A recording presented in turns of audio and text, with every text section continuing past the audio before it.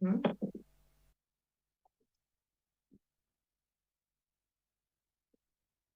Tempted. Yeah. So do you think that that is her fault if she wants to eat her classmate?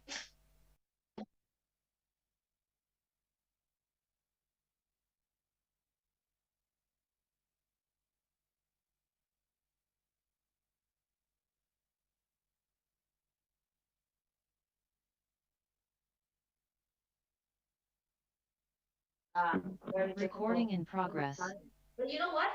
I probably disagree with the judges. I think the content.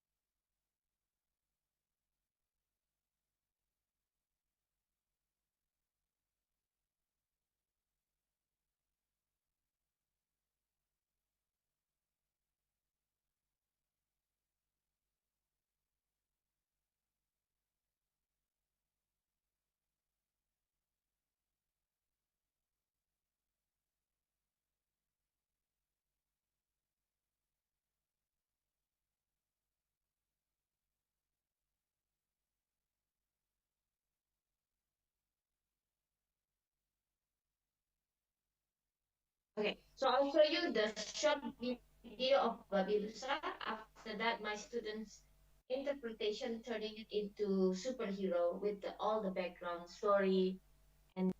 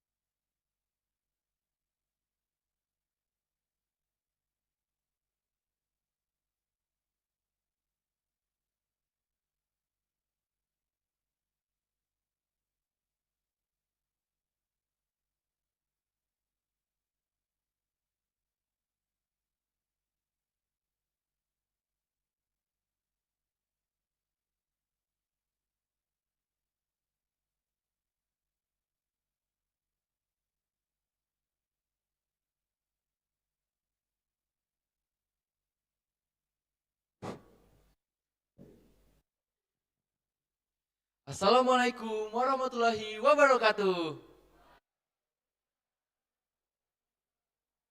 Good morning, everyone.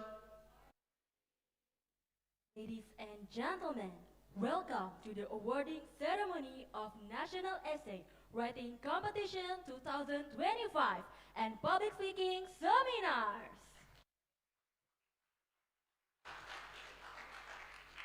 Proudly hosted by UPA Bahasa or Language and Culture Hub Institute Teknologi Kalimantan. My name is Muhammad Devan Abiuzaki Laksmana, or you can call me Devan. And together with my partner here, I am Nadia Azwarelda Haryanto, or you can call me Nadia.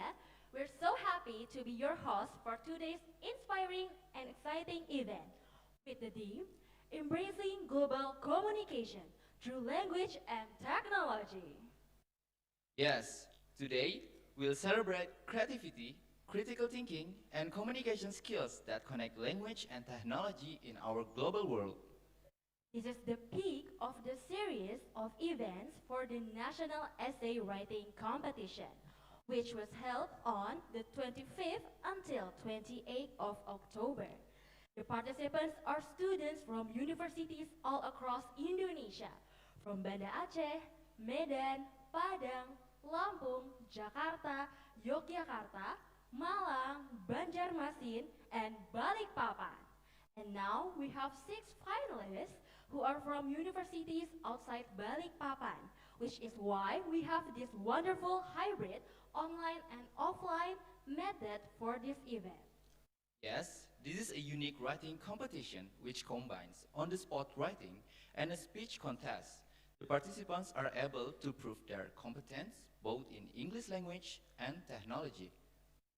And we have our wonderful judges here with us, Mr. Joseph Benedict Pace, Mr. Ricky Herliansyah, and also joining us online from Surabaya, Miss Pipit Andriani.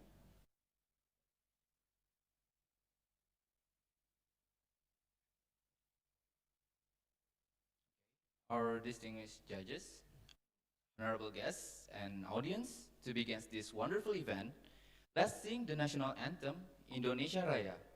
For all audience, you can stand up.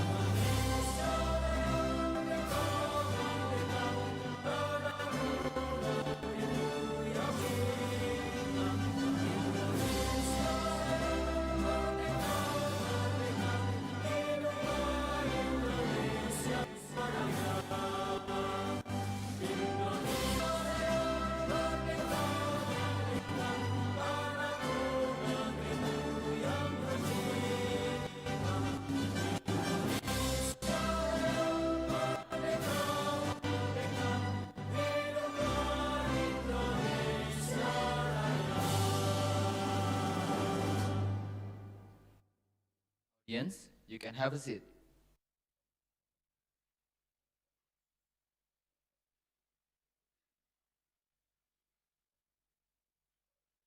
Now, everyone, to start our event with energy and pride, let's enjoy a special performance by the talented ITK dance team.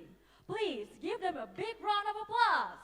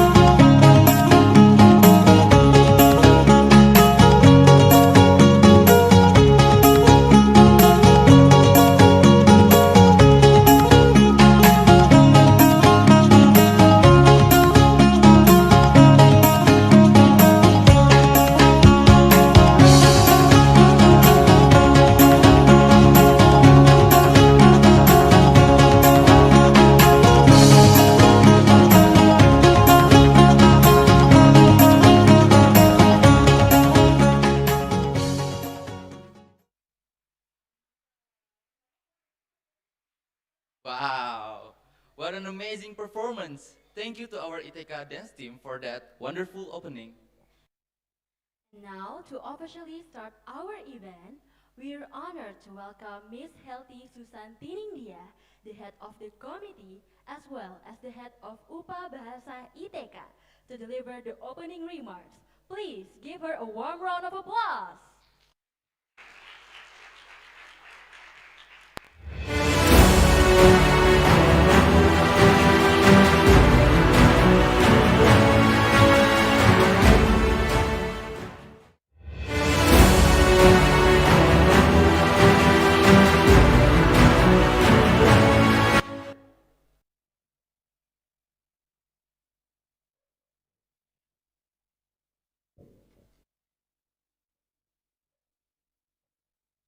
Assalamualaikum warahmatullahi wabarakatuh. Good morning. Distinguished judges, guest speakers, and lecturers, students, and all audience, our amazing finalists and participants. First of all, let us give thanks to God Almighty for granting us the opportunity to gather here on this special occasion. I would also like to express my heartfelt appreciation to everyone who has supported this event, from ITK officials, our rector, Profesor Dr. Agus Rubianto, MNSC, our vice rectors, Profesor Erma Suryani, and Bapak Insinyur Hakim Gozeli, who made all of this possible. And also to our judges, as well as our speakers, who come today and committed to our event. Our judges here, let's welcome all of the judges today. Mr. Joseph Benedict Pace, thank you for coming to our campus. Mr. Ricky Herliansa from Statistic Department, as well as Ms. Pipit Andriani from Surabaya International School, who have given us their time and their precious insights about this event. Also, all of the committee that I would like to mention one by one for their hard work and commitment, also their input for making this happen. First of all, I would like to thanks to Ibu Alfi. Please give applause to her. She is the master of the writing in our campus. Also, ibu-ibu acara, Ibu Hilga Clara Risa. Please give applause to her. Ibu Justina, mohon maaf. Miss Justina, Ibu Ayu Pardede, and all amazing tech development staff and public relation, Ibu Dela, Bapak Yuda, dan Bapak Wahyudi. Please give applause to them. On behalf of the amazing committee today, I'm Helty Susanti Dia as the head of the committee and Upa Bahasa Institut Teknologi Kalimantan. I have the honor to welcome all of you in this awarding ceremony of National Writing Competition 2025 and public speaking seminar that following up. With the theme Embracing Global Communication Through Language and Technology. This competition was born from the idea that language and technology are no longer separate words. In today's era of globalization and rapid digital advancement, they have become powerful tools for us, and it shapes how we connect, learn, and share ideas across cultures and borders. Through this event, we aim to encourage students to think critically, creatively, and globally. To use language not only as a means of communication expression, but also as a bridge that unites us through technology as one global citizen. The National AC Competition 2025 is an essay competition that challenges both writing and speaking skills. It's a platform where young voices from across Indonesia can inspire change, propose innovative solutions, and contribute meaningfully to the future of communication in our digital world. This is the first event for UPA Bahasa, as well as the first to have a unique concept, combining on-the-spot writing, like you guys have in standardized testing nowadays, and also speaking skill. It was first held on the last 25th and 28th October 2025, even on the spot. By using an online method, we were able finally to create a fair and supporting environment for these talented students to compete. And now, this final round is held to assess the students' ability in speaking. This year, also, we are proud to gain outstanding participation from the students representing various universities. And I was surprised for this, that the participants are students from all over Indonesia, from Banda Aceh, Medan, Padang, Lampung, Jakarta, Yogyakarta, Malang, Banjarmasin, and Balikpapan. After the preliminary round, the best 6 students have made it to today's final stage. Our finalists are from first, Banjarmasin, Yogyakarta, Karawang, Mojokerto, and Medan. All from outside Balikpapan. Okay, give applause to them. That is why we have this wonderful hybrid method for this event. To all finalists, congratulations everyone. You made it until today and it's a really, really good job. Let today be a meaningful experience, one that inspires us all to embrace communication, not as a barrier, but as a bridge. Not as a challenge, but as an opportunity. Thank you once again for being here. I wish all the finalists the best for luck. May today's competition spark new ideas for everyone here, especially students who are coming to final test, and you will make the same things. And I hope that you can have good friendships and collaboration that extend far beyond this room. Welcome to the awarding ceremony once again of National Essay Writing Competition 2025. Let's make this day inspiring and unforgettable. Thank you, everyone.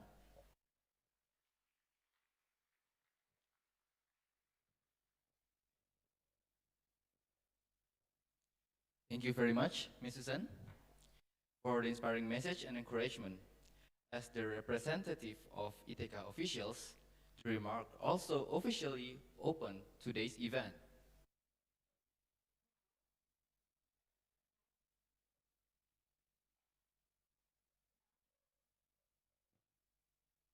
Now we have our first speaker session of the day. Please welcome Mr. Ricky Herliansyah, SSE, MStats, PhD, who will share his insight in a sharing session with the title Why Learn English? Mr. Ricky Herliansyah is a lecturer in Institut Teknologi Kalimantan who finished his doctoral study in the University of Edinburgh, UK. Mr. Ricky, the stage is yours.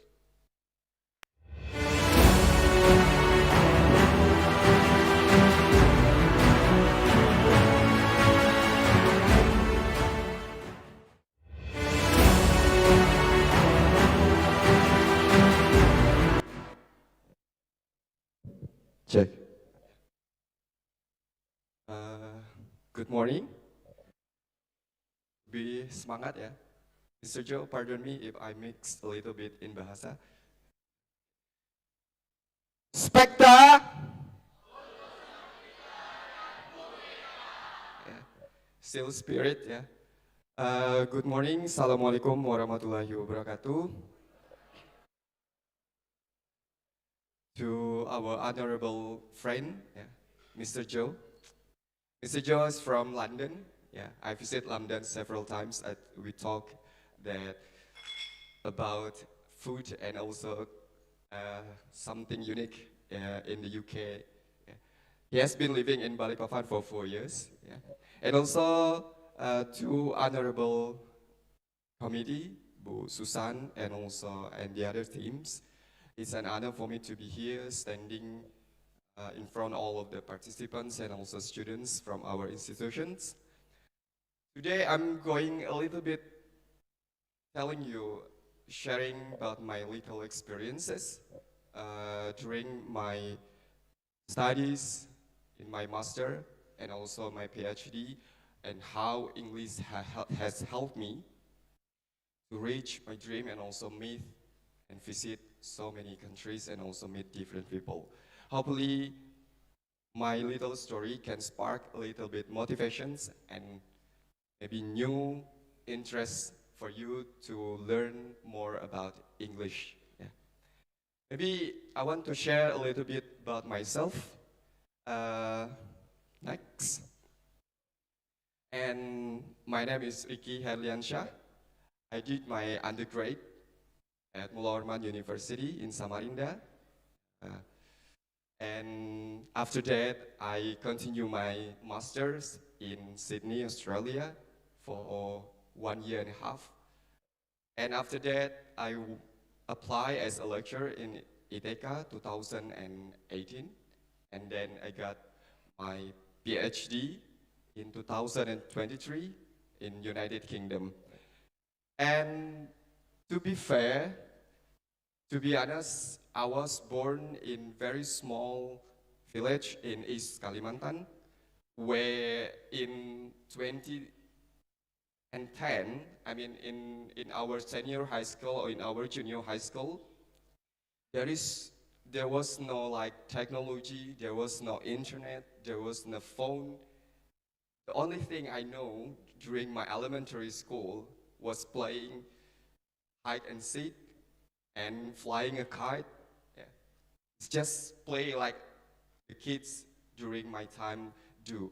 I never imagined that all the things that I will be having this morning or today, there was no like kind of things that in my mind, yeah, imagine this journey will bring me to many places.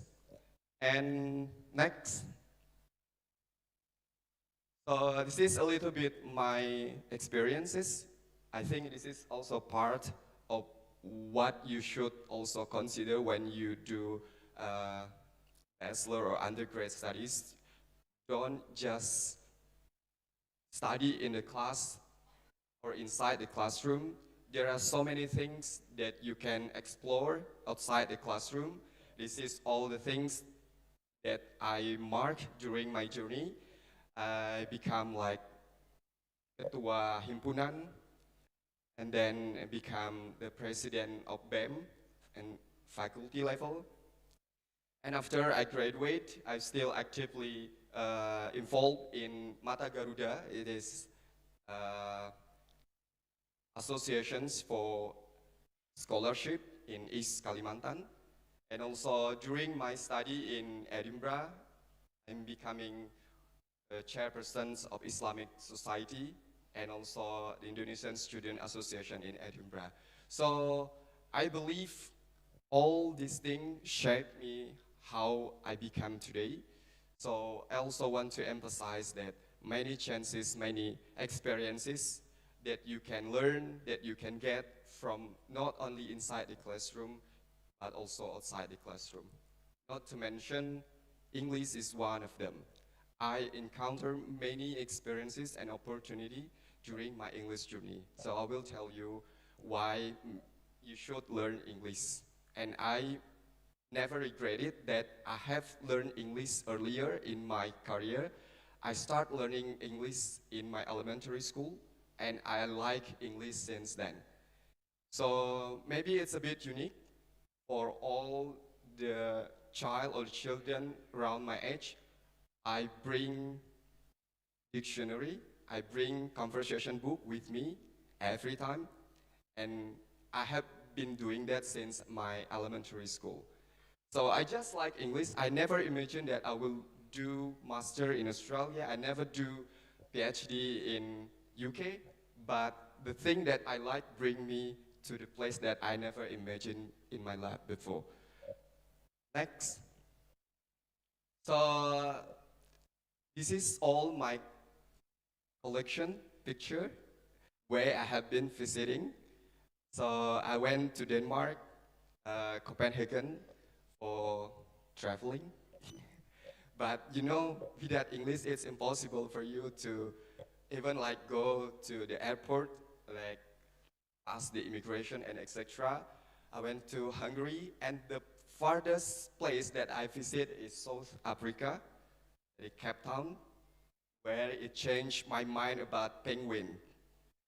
Penguin is not as cute as you think it is. It smells fishy. I don't like penguin after I met them directly. So yeah, it's not as cute as you think it is. Yeah.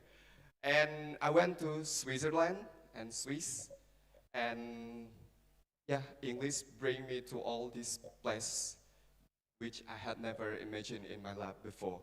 And this is some of what I got.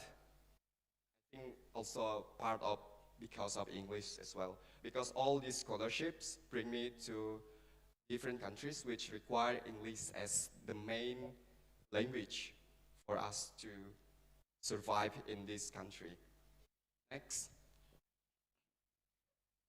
I marked all the places that I have been visited. It's not to boast or show you that I'm wonderful. No, I just want to show you and let you know that English can bring you to many places that you want. I visit especially Europe because I have been living, I live in United Kingdom for 4 years. During my stay there, I visit European countries, several European countries. I went to Morocco, Gurun Sahara, and also went to South Africa. I went to Qatar and United Arab, also to some of East Asian countries and also Australia. So I want to bring you the reasons why you have to or you must learn English. And you doing something that you like and getting something that you never imagined is something that blessing in this case. Like you just like it and suddenly all the opportunities come to you, and you don't without like trying so hard because you like what you're doing. Next. So I also already achieved, I bring all my parents to the UK. Was a wonderful experience.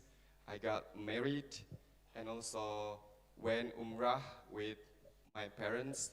And I believe this journey part of the thing that I mentioned earlier, English is one of the contributions that makes this possible. Okay, so next. Now the question is that why we should learn English. So I want 2 volunteers from the audience this morning. Bebas, you can say in bahasa, boleh dalam bahasa Indonesia atau bahasa Inggris. One from the left and one from the right. I want to know why you learn English. Jujur, honest, be honest with yourself. Is it compulsory? You have to graduate in ITK with 450, or do you have really interest? So just one on the right and one on the left. Okay, I got the participants. Okay, on the left, one more.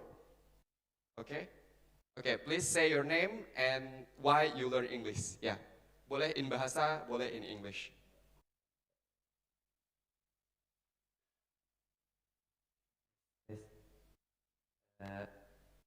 Perkenalkan, nama saya Nodiliksan Atayan dengan NIM 06251061. Saya dari Prodi Teknik Material dan Metalurgi, angkatan 2025. Saya mulai belajar bahasa Inggris itu awalnya di tahun 2012 pas saya masih SD, dan itu nge-trigger saya rasa kayak belajar bahasa yang benar-benar asing di saya. Ini sesuatu yang saya ngerasa ini nggak semua orang bisa, jadi saya ngerasa ini sesuatu yang spesial, dan saya ngelanjutin ini sampai SMP. Sebenarnya pas SMP saya nggak ada belajar bahasa Inggris sampai kelas 9.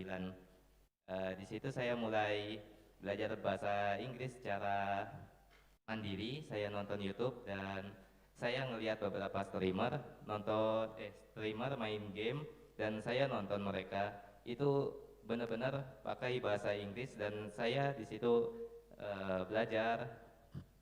Nah ya kayak dia itu saya nggak tahu orang ini ngomong apa tapi eh, yang bikin saya penasaran justru itu saya nggak tahu orang ini ngomong apa dan saya berusaha untuk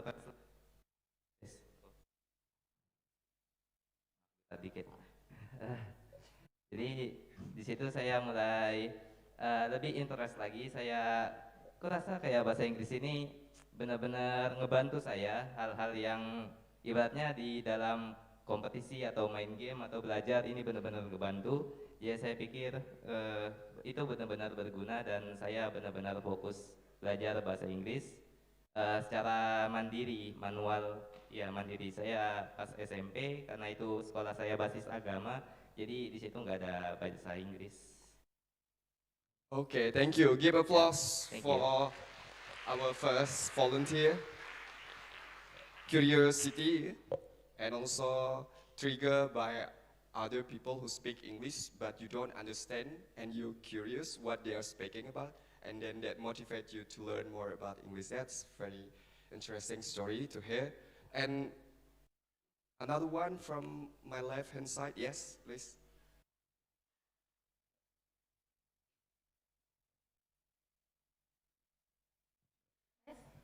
Sebelumnya perkenalkan, saya Marsha Yuputrawan Iskandar.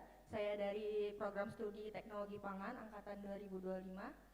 Dan menurut saya memang untuk belajar bahasa Inggris ini sangat penting karena waktu dulu saya juga mulai belajar bahasa Inggris ketika saya masih waktu itu saya juga secara random bisa belajar karena waktu masih kecil kan nonton TV dan orang tua saya sepertinya mewadahi karena waktu itu beliau menjadikan saya nonton itu dari kartun yang berbasis bahasa Inggris dan beliau juga mulai mewadahi saya dengan beberapa buku atau kartu permainan bahasa Inggris dan secara mandiri saya mulai bisa belajar dan melatih dari cara saya berbicara selain tahu dari kosakata itu. Nah, seiring berjalannya waktu juga saya jadi merasa bahwa bahasa Inggris itu bukan cuma sekedar bahasa yang harus kita tahu, tapi dia itu jadi bisa membawa banyak manfaat buat kita secara global. Kita bisa tahu banyak koneksi dan banyak membantu kita untuk kehidupan sehari-hari. Dan juga dari bahasa Inggris itu juga kita selain ilmu kita bisa menambahkan life skill seperti itu. Thank you so much. Give applause for, sorry, what's your name? Marsha, Pak. Marsha. Iya. Okay. So she has studied English since kindergarten. Wow. Yeah. Even earlier than me. Yeah. And then, lucky her parents are supported. Yeah.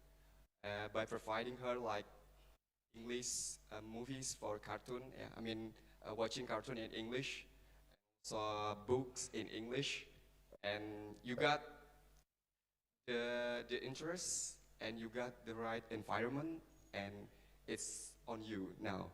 Yeah, keep doing what you have done, and I believe some of you already know English will bring you many opportunities and will bring you so many things that you might never imagine in your life before. I will perhaps next sharing a little bit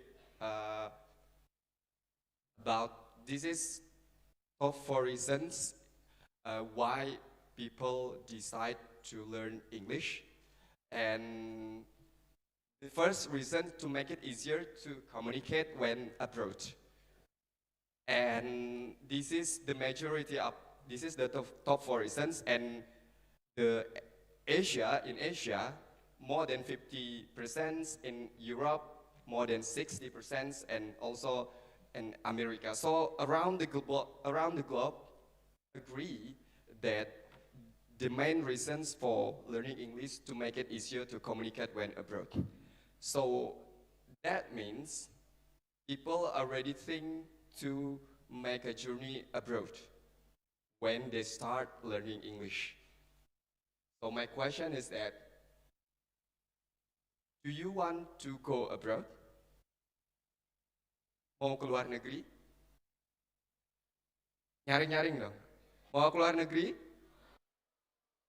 Yes, that's why you have to learn English. If you want to go abroad, I think that's adding more the reasons for you to learn English. And also the second reason is that because English is the closest to global language, yeah? And we will see uh, the numbers of language speakers in the world after this. And to improve my career prospect or get better job, and also people think that with English they will have better job and better career. And you know, any career, if you speak English, you can work anywhere, everywhere, even remotely in this digital age. And when you work like remotely, but you work, for example, in the US company, you got paid in dollar. And when you work in the, for example, Europe company, you get paid in euros. And it's only possible if you master one of the global language, which is English in this case. And the other thing is to communicate with people from other countries. Yes, that's how I meet so many people during my life. Yeah. Maybe next. Yes. So, like I say before, I start learning English in junior high school. So I simply I have small conversation book. Maybe it's different nowadays, where you can easily access all the English materials from internet. Maybe you can download the apps. You can access AI, artificial intelligence, to help you learning English, but not in my time. We don't have internet we have internet, but it's not that good yet. We don't have YouTube yet. We don't have Instagram. We don't have Facebook. We don't have TikTok. So all the thing that we have access is only from dictionary. So I bring the Oxford dictionary, which is quite thick. Yeah. So if you want to learn more about vocabulary, you open your dictionary, and that's how we learn English in our past days. But it's totally different now. You can even like watch movies or watch cartoon, or even if you like reading comics, you can read comics in English. You can even like reading all the content from YouTube, TikTok in English. It really helps you, at least in listening or even enrich your vocabularies. And in undergrad, I keep learning English because I like English. I joined all different communities. In Samarinda, we used to have CAFE, which is English community for all. It's not just for students, but it's all for people in Samarinda. They play games, we take turn to be a speaker, a presented game, and I also joined in National University Debating Championship. Even though my English is very limited, but I dare myself to join the competitions. I don't care, people talking about my English is bad. I don't care. I speak for myself, not for people. And try, even though I don't win, but I learn a lot from the competitions. I try to think how enrich my vocabulary, how to speak in English fluently within the limited time. I join the simulation, and that things, even though I never planned that I will go abroad, it helps me. It bridged me to greater opportunity that I never imagined. So I think, yes, you need to force yourself join this competition. For example, essay the competitions. Win is not the target. If you win, that's good. Yeah, that's a good thing. But if you lose, you don't lose anything. You gain experiences. You learn how to write English. You learn how to present yourself in English. It will shape your motivation, solve your confidence. And yes, of course, English will boost your confidence, and also it will bring you to more opportunities like student exchange, and also now we also have like uh, youth exchange from the government. We also have the summer schools and something like that. So many things that you can explore with English, but of course you have to master English quite well in order to like present yourself in or compete yourself with other participants. But don't worry about losing. Just try, put yourself in competition. You will know your limits, and that's how you start improving yourself. Next. So during my journey from Australia to United Kingdom, I came across a lot of different people from Arabian, Russian, American, British, Scottish. I meet also Italian, French.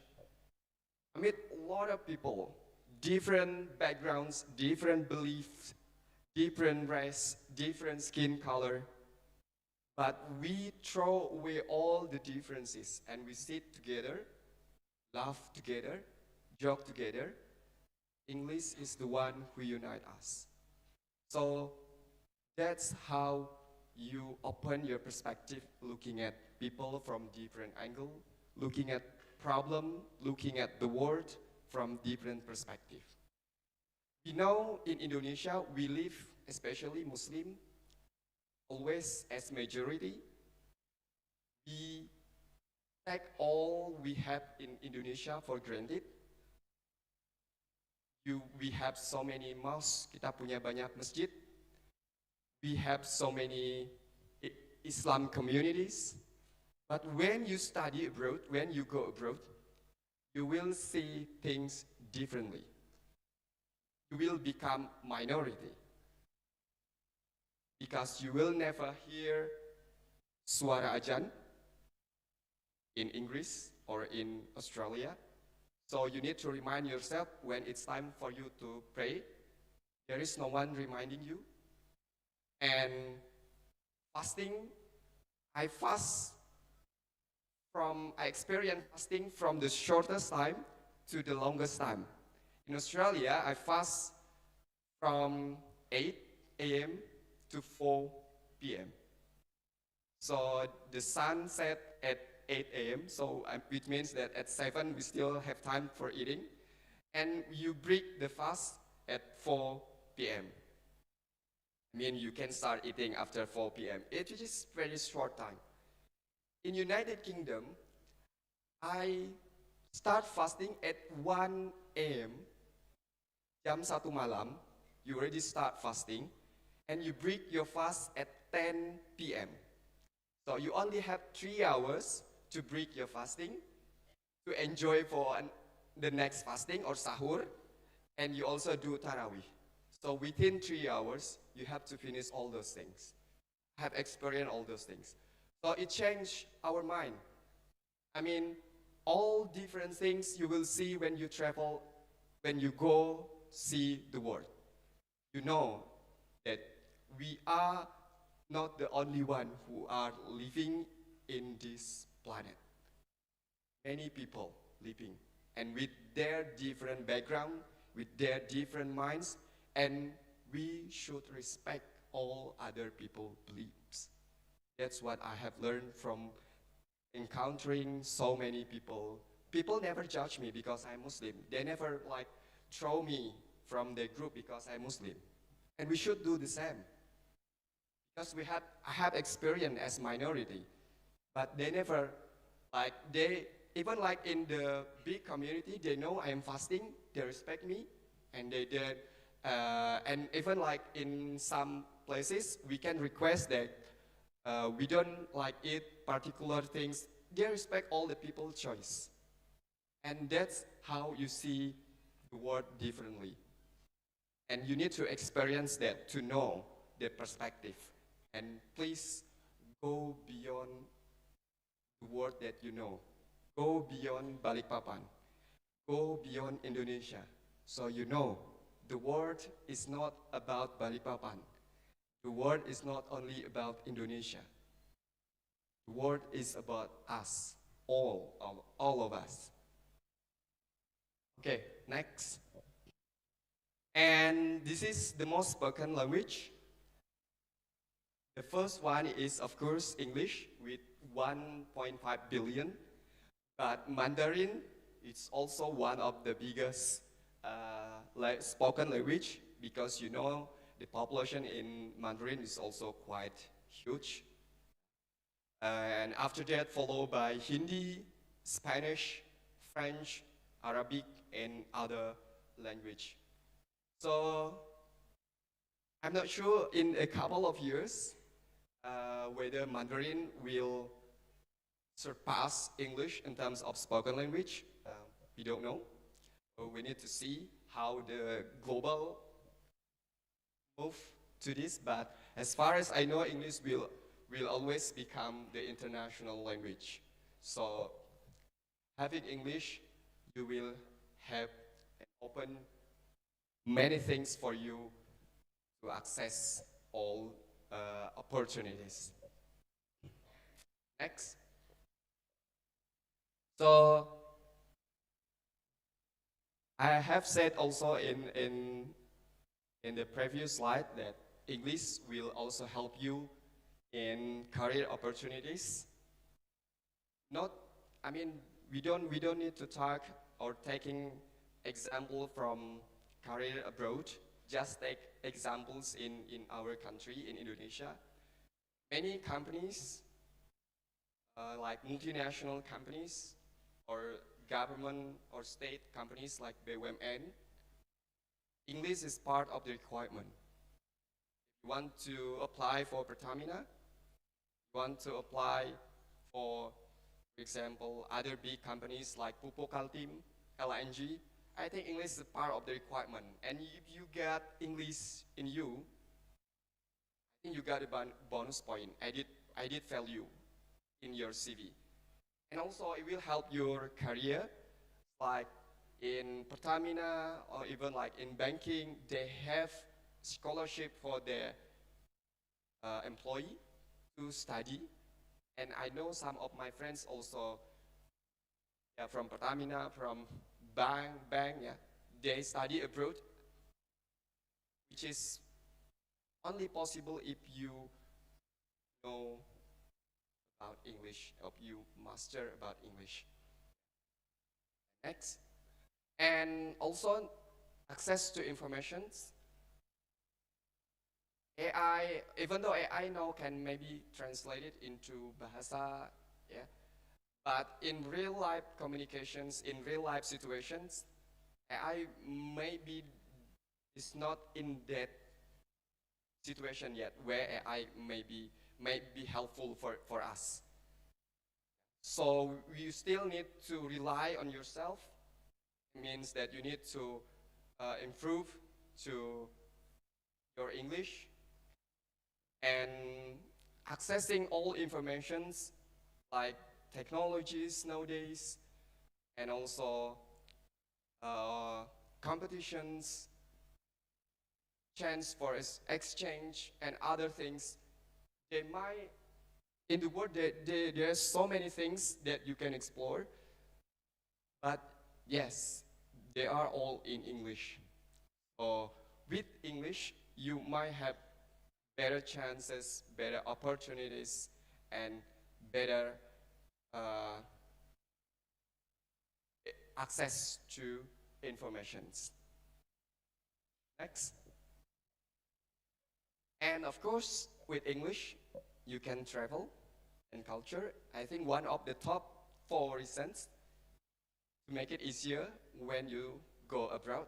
And I think that's part of the English that you should also, why you should learn. Even though you don't like planning to study abroad, you don't plan to work abroad, travel and culture is still, you still need basic English. As simple as for holiday, if you go like to Singapore, the closer one to us, you still need to speak English. Because without English, it will be difficult for you to, as simple as buy foods, as simple as you book hotel and etc. So travel and culture often become the trigger why you want to study English. In my undergrad studies, to be honest, I really want to go to Japan. I learned Japanese. I have a sensei, and I speak quite fluently in Japanese. But I still keep learning English. But the story or the fate bring me to different places in Japanese. I never visit Japanese until today. But it's always in my wish to visit Japanese. I mean Japan, sorry. But they bring me to different country, Australia, United Kingdom, and I'm lucky like I start learning English in my senior high school, in my undergrad, and even though with my limited English during my undergrad, I still always like take up the challenge for me. You know, even with the IELTS 60.5 during my master, in my real life, for the first time in Australia, in real life conversations, IELTS 6.5 doesn't really help me to like speak in real life because it's totally different. You got nervous when you speak. You are, especially me, I was very worried, anxious if I don't understand what people speak to me, and I was anxious whether what I speak to them is understandable, whether they can understand me, how I can explain to them well if myself, even myself couldn't speak properly. So a lot of fears, worries, anxiety come to me during my first time in Australia. Even like, you know, in the class lecture, often like, who want to ask questions? Who want to raise hand? I always like just sit down and looking at the book and doesn't have I don't dare to see the eyes of the lecturer because I was afraid that he might ask me to maybe ask question or explain something. That's how afraid I was during my first time, like 6 months or like even 1 year. And after that, I realized I speak to many people. People always calmly, patiently listen to you, wait for you to finish your speech. And if you don't understand, they will help you to get what you want to say, to deliver. They will wait patiently. They will never judge you. They will never judge your accent. They will never judge your English, the way you speak English. So actually people doesn't care about how you speak.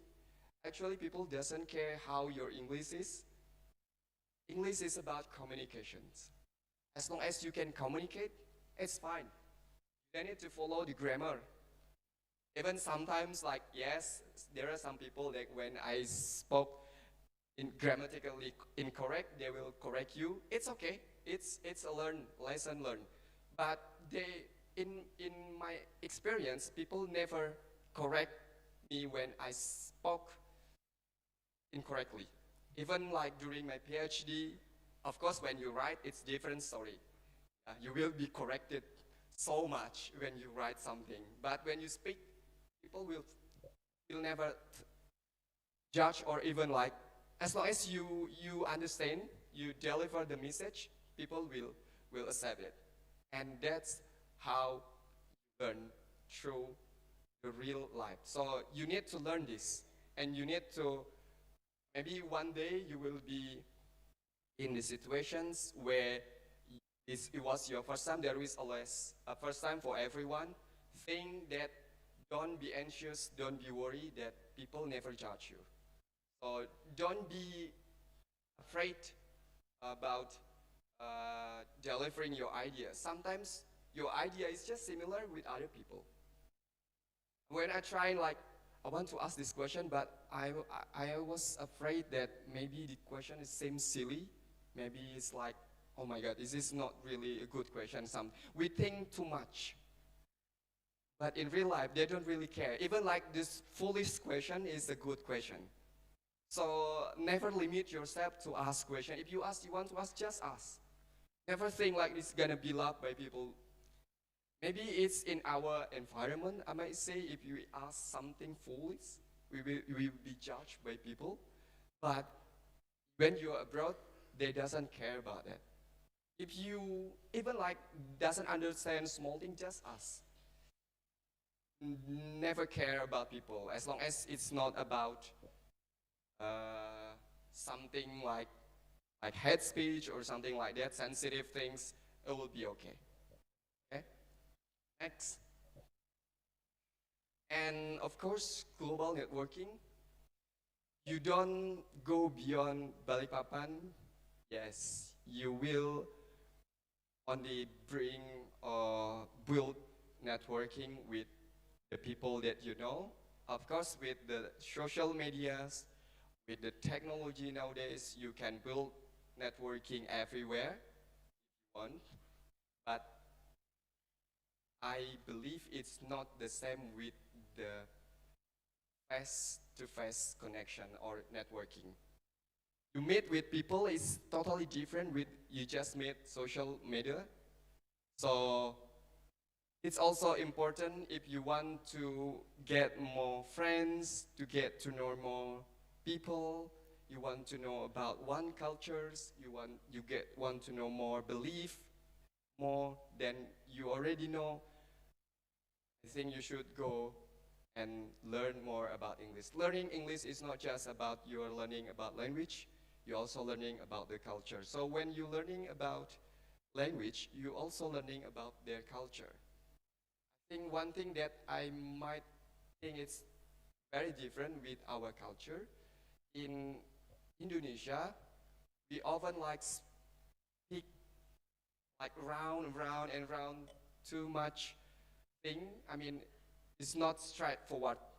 So we often like talk too many things. It's many things before we go to the main point. And in English,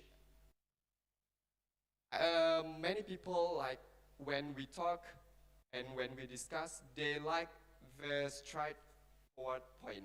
Doesn't like go around, go there, and then what's your point? Just say it.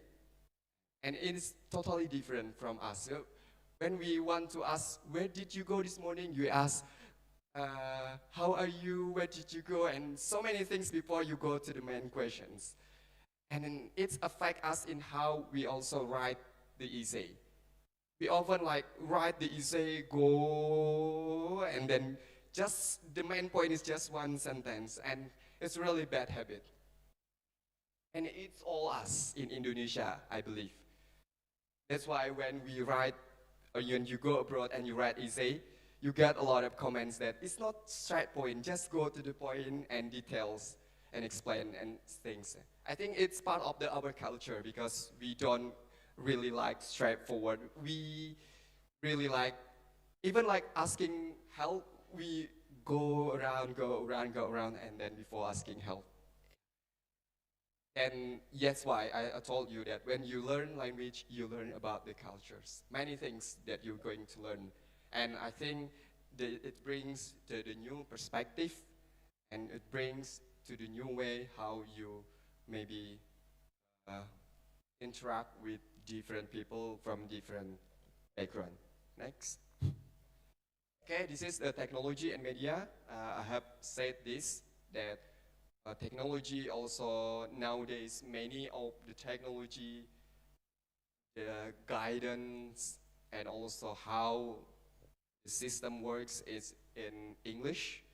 The better you know about English, the more technology that you might be able to master. And of course, again, with AI things, you can always translating everything now. Uh, but still having English as your second, no, it's not our second language. I know Indonesia speak more than 3 languages. Indonesia, Banjar, Japanese, yeah. I think it should be as your third or fourth language. And it will be a good weapon for you wherever you are. Next. And that's what I said. English might help you boosting your confidence. Remember, boosting confidence is different than being arrogant. So confidence means that you are believe in yourself, in what you're saying, and but it doesn't mean that knowing English make you like arrogance that and something like that. No, no, it's just about confidence. You know, when you speak to people, you often like forget the idea because you're nervous.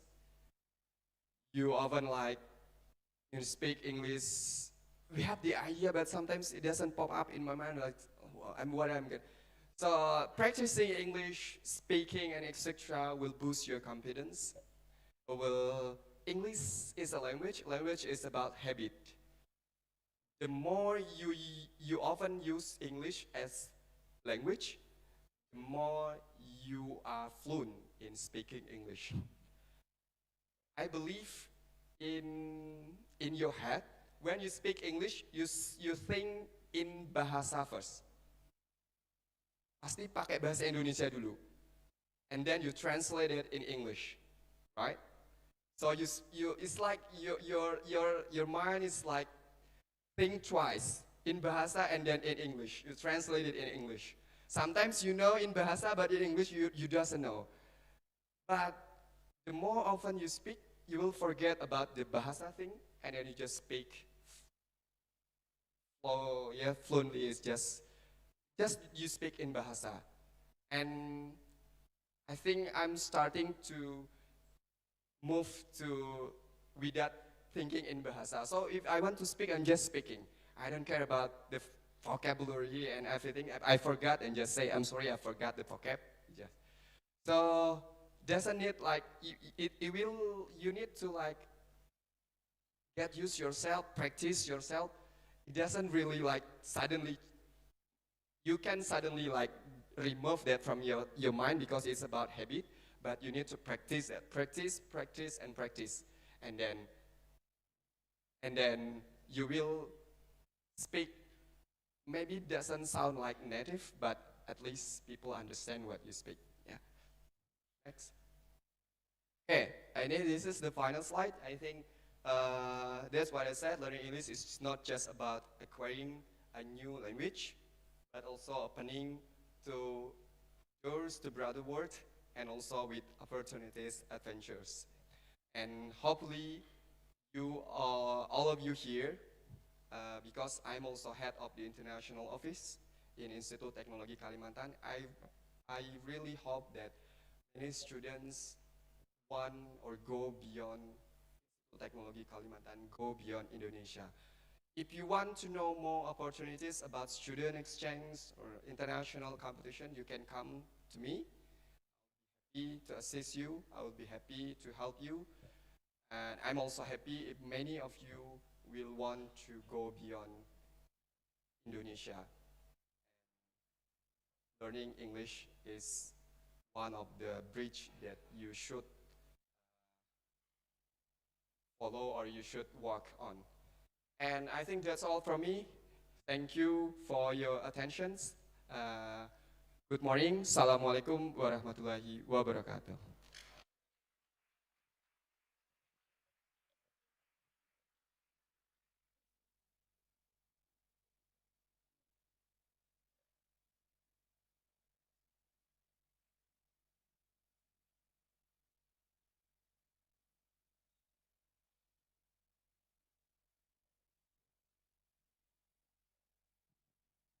Thank you, Mr. Ricky, for the inspiring presentation. What a great way to kick off today's exciting event. Before we begin the finalist speeches, we'll go through some technical guidelines first. And we will read the rules for the final round speech. 1. Each finalist has to be on standby for their Zoom meeting 15 minutes before the event. 2. All finalists must attend the event from the beginning until the announcement and the awarding ceremony. 3. MC will call the name of each participant and make sure they are ready to speak. 4. For the final round, all finalists are given 5 to 7 minutes to deliver their speeches. 5. If the speech goes over 7 minutes and 30 seconds, the MC will interrupt to stop the speech. 6. After each finalist has delivered their speech, there will be a Q&A session and feedback from at least one of the judges. 7. After all finalists finish with their speeches, there will be overall feedback from the judges. 8. After all speech sessions are completed, there will be a break for lunch and prayer. Finalists are expected to remain and attend the seminar session. And lastly, the winners of the National Essay Writing Competition 2025 will be announced at the end of the event. Alright, we kindly remind all participants to stay within the time limit, a total of 15 minutes per session, and make sure your slides and materials are ready. And before the speech, we're going to watch a short video to get to know each of our finalists better. Alright, without further ado, Let's begin the final round of National Essay Writing Competition, the speech!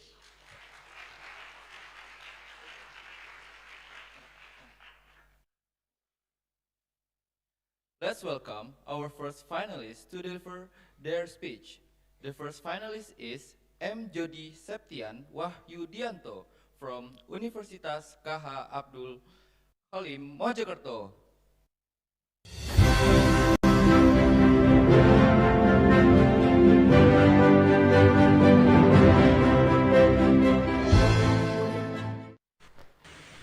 Hello everyone, my name is Jody Septian Wahyudianto. My Western name is Joe.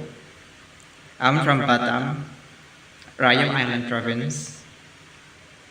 Currently studying undergraduate degree in University of Abdul Halim, Faculty of Tarbiyah, majoring Islamic Education Management. Being a people representative seems very nice, and that passion brings me to join these competitions. I see that through this way, I can level up my capacity to become what I want. And that things wrap up my introduction, and thank you so much.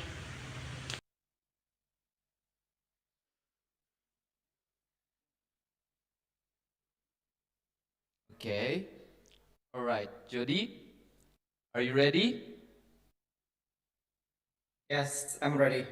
Okay, the timer will start when you start speaking. Now, audience, please give our first finalist a huge round of applause.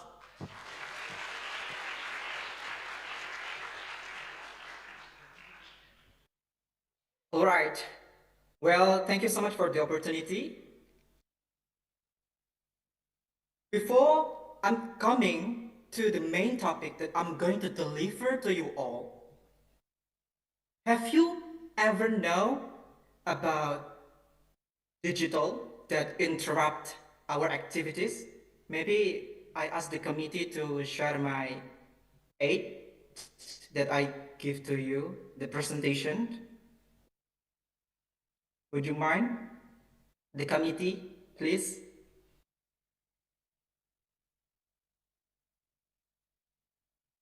I have slide for you all that I can maybe help or assist all of us to understand the topic that I'm going to bring to you.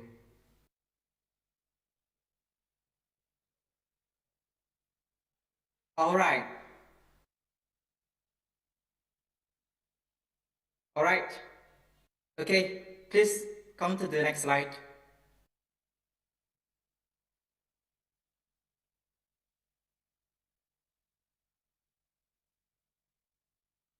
Next slide, please.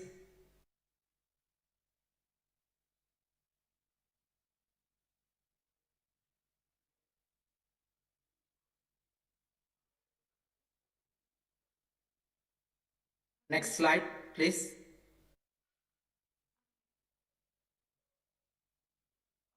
All right. Nah. So, ladies and gentlemen, Duolingo, have you ever used this application?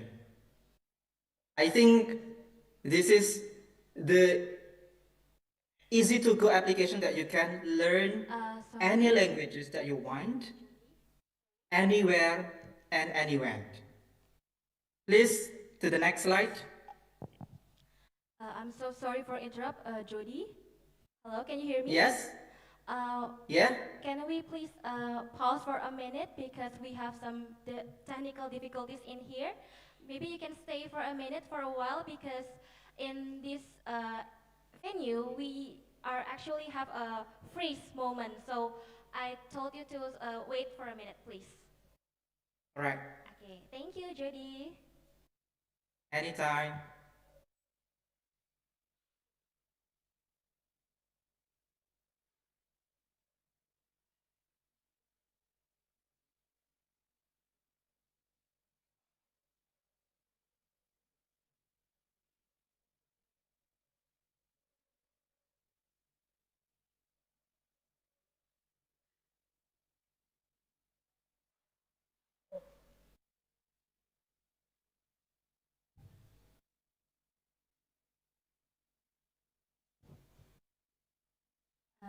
Check. Okay, our operator, is it good? We can continue? We will wait.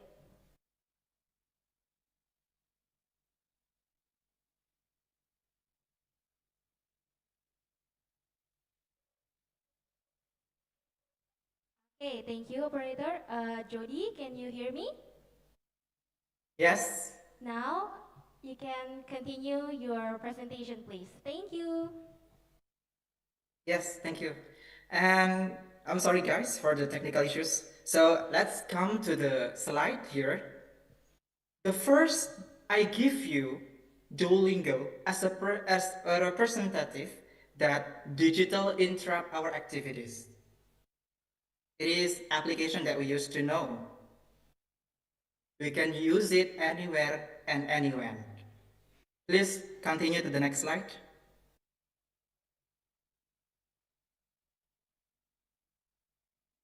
All right. Have you ever known about this? Kampung Inggris is very famous in Indonesia.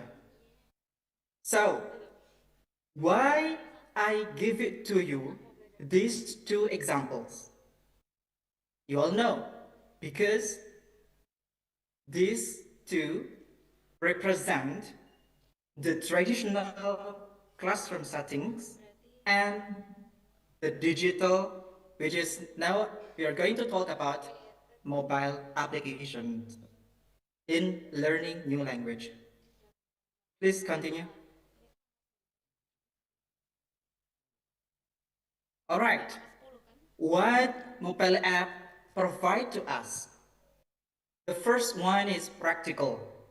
You know, since internet comes to our life, it will cut out, it cut everything that we have.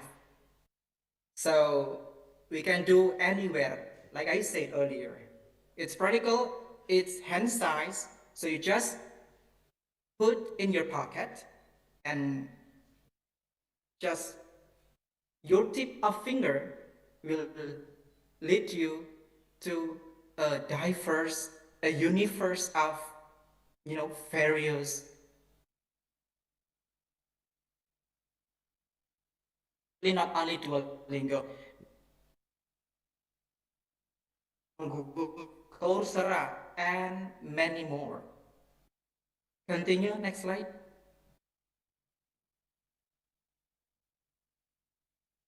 Next slide, please. Okay, outreach, it's the second point. Why? Because it connects one point to the other point. From the city, from the downtown to the rural area, to the remote area. All layers of people can access. So, this enables the accessibility for all of us in learning a new language. The third one, please continue.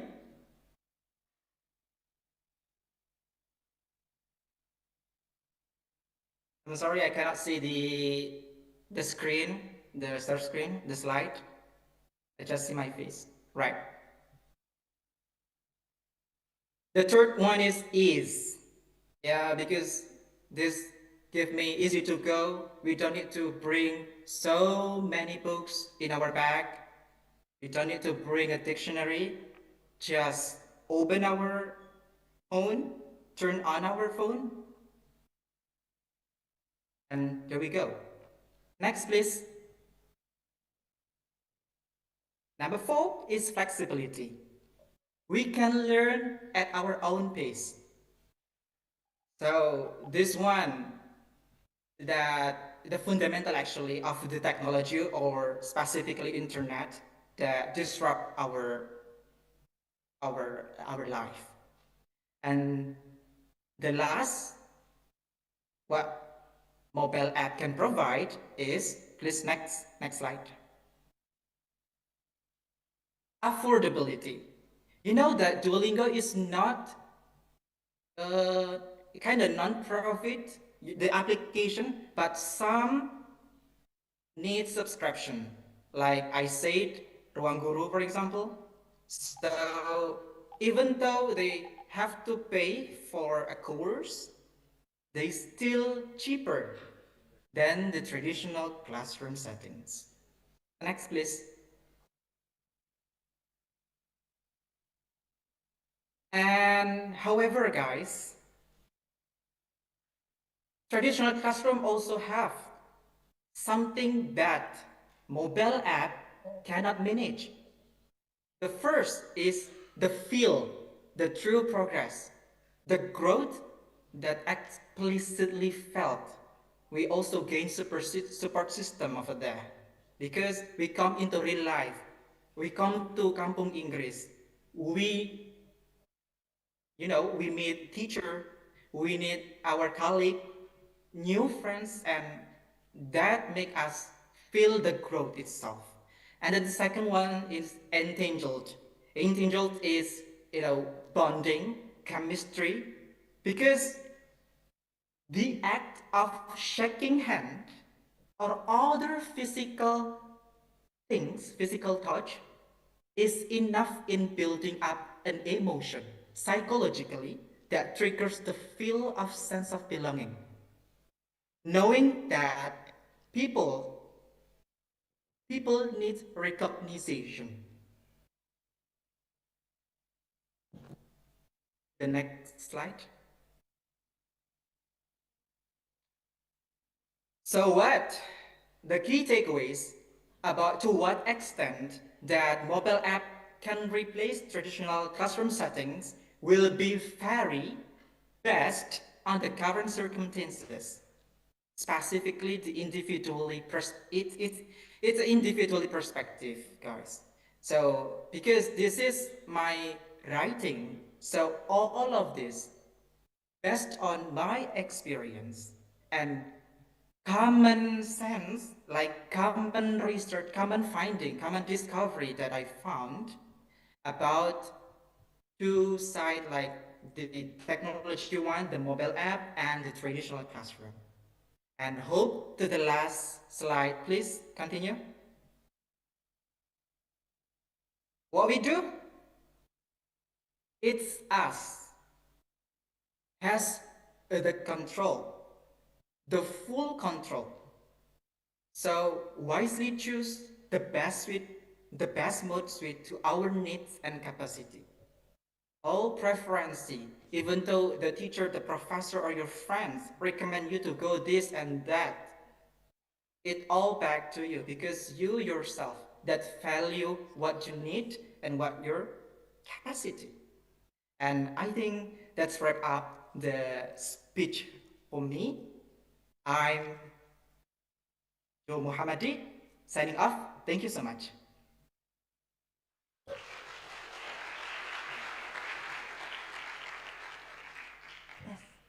Thank you to our first finalist for the speech.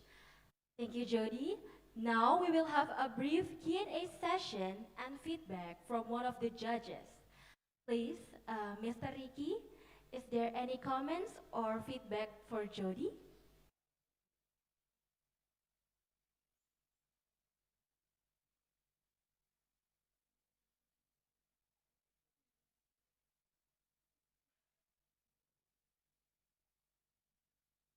Thank you very much, Jodie, for your presentation, and apologies for your technical difficulties. Make it a little more tricky to do the presentation, but I thought you delivered it well. The one question I have is, you talked about human connection. How do you think apps can improve?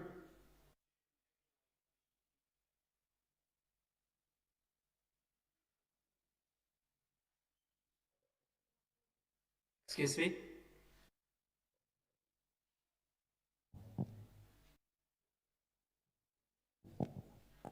Yeah, I think it's Hello? disconnected. Yeah. Can you hear me now? My question was, you talked about human connection that students have with their teacher in the classroom. I'm wondering what you think about how apps can improve.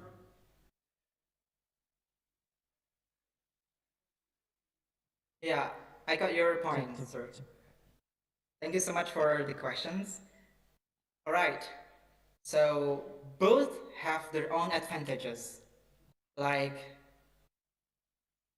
the one that cannot replace, because that will the distinguish character of each, like the traditional one and the modern one or technology one. However, what we can guarantee is actually not fully, because when we are asking for the fully or the perfect one, the digital, I think it seems kind of challenging or difficult to feel the same way as traditional classroom offers. So even though it's a character of traditional classroom settings, digital or app still can manage it. Maybe by, like synchronous meeting, like this Zoom meeting and stuff. I think like already we are undergoing this. So that's help to connect or to make a bond, to make a chemistry. People used to bond when they have a required time, like maybe several days, and they will grow the sense of belonging. So I think that's the point. Thank you so much.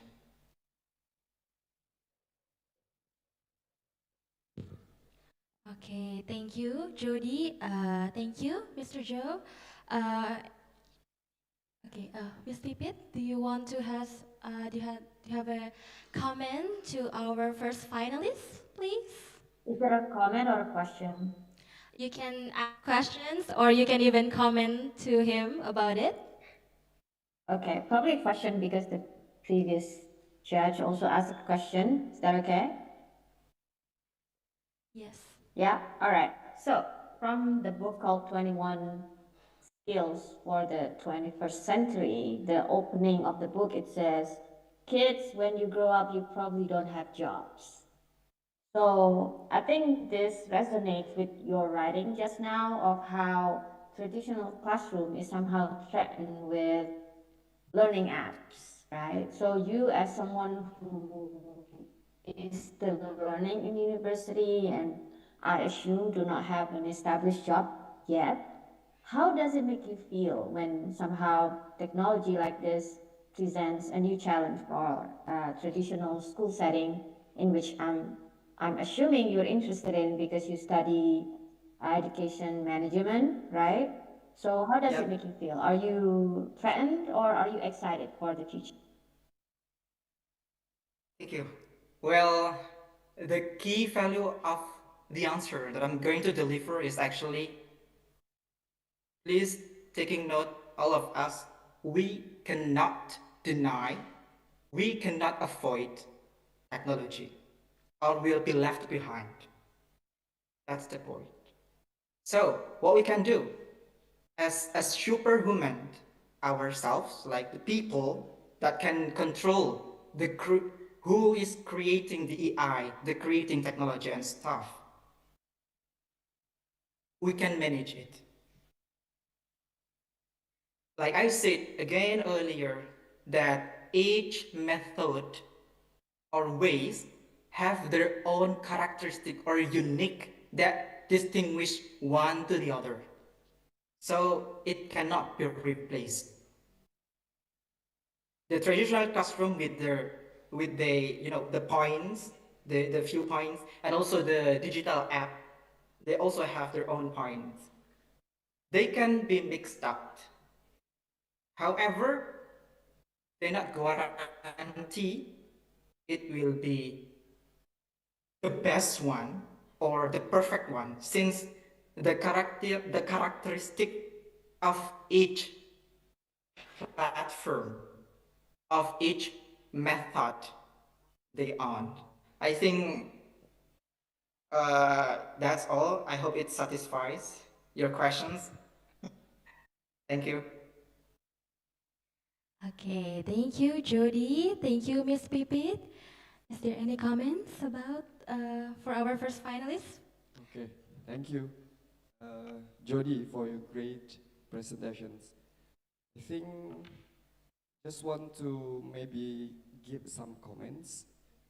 I also read your essays here because your essay asking what extent can mobile applications replace traditional classroom setting. And at the end of the essay and also in your presentation, I haven't found the answer to your questions, to be honest. So I think you need to make your stand clear for I'm sorry.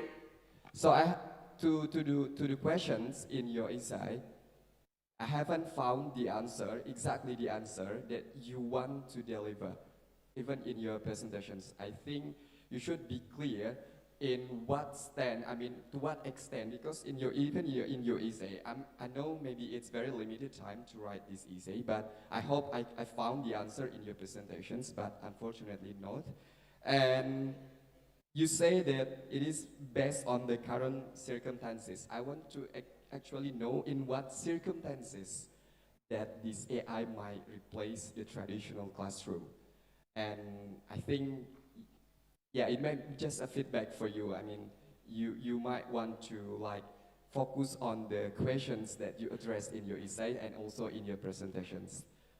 Instead of giving us it, because you only say that it depends on us, and I mean, perspective is so many perspectives, right? So I think you should give at least one more clear answer to your questions. I think that's all from me. Thank you, Jody. Anyway, this is good essay to read, yeah. Well, thank you, sir, for your feedback. That's really meaningful for me. And all right,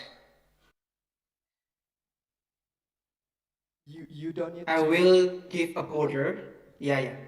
You don't need to answer Right. to my feedback, so that's okay. I mean, I just want to give some comment. You don't have to answer to my feedback. Yeah. Okay. Oh, Okay, thank you so much for all our judges, and thank you so much, Jody. That was an exciting essay.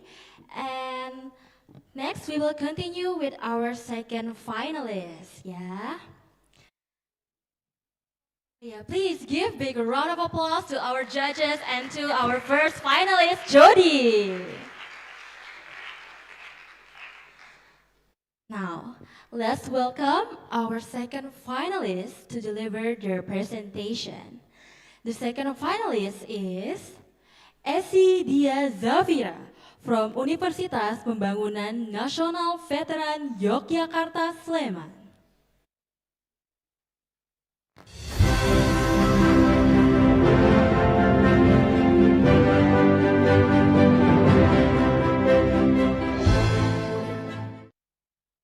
Hello everyone, my name is Esida Zafira and I am currently studying chemical engineering at UPNPY. And this is actually my first year. It has always become my dream to study or even work abroad since I was young, since I was very young in fact.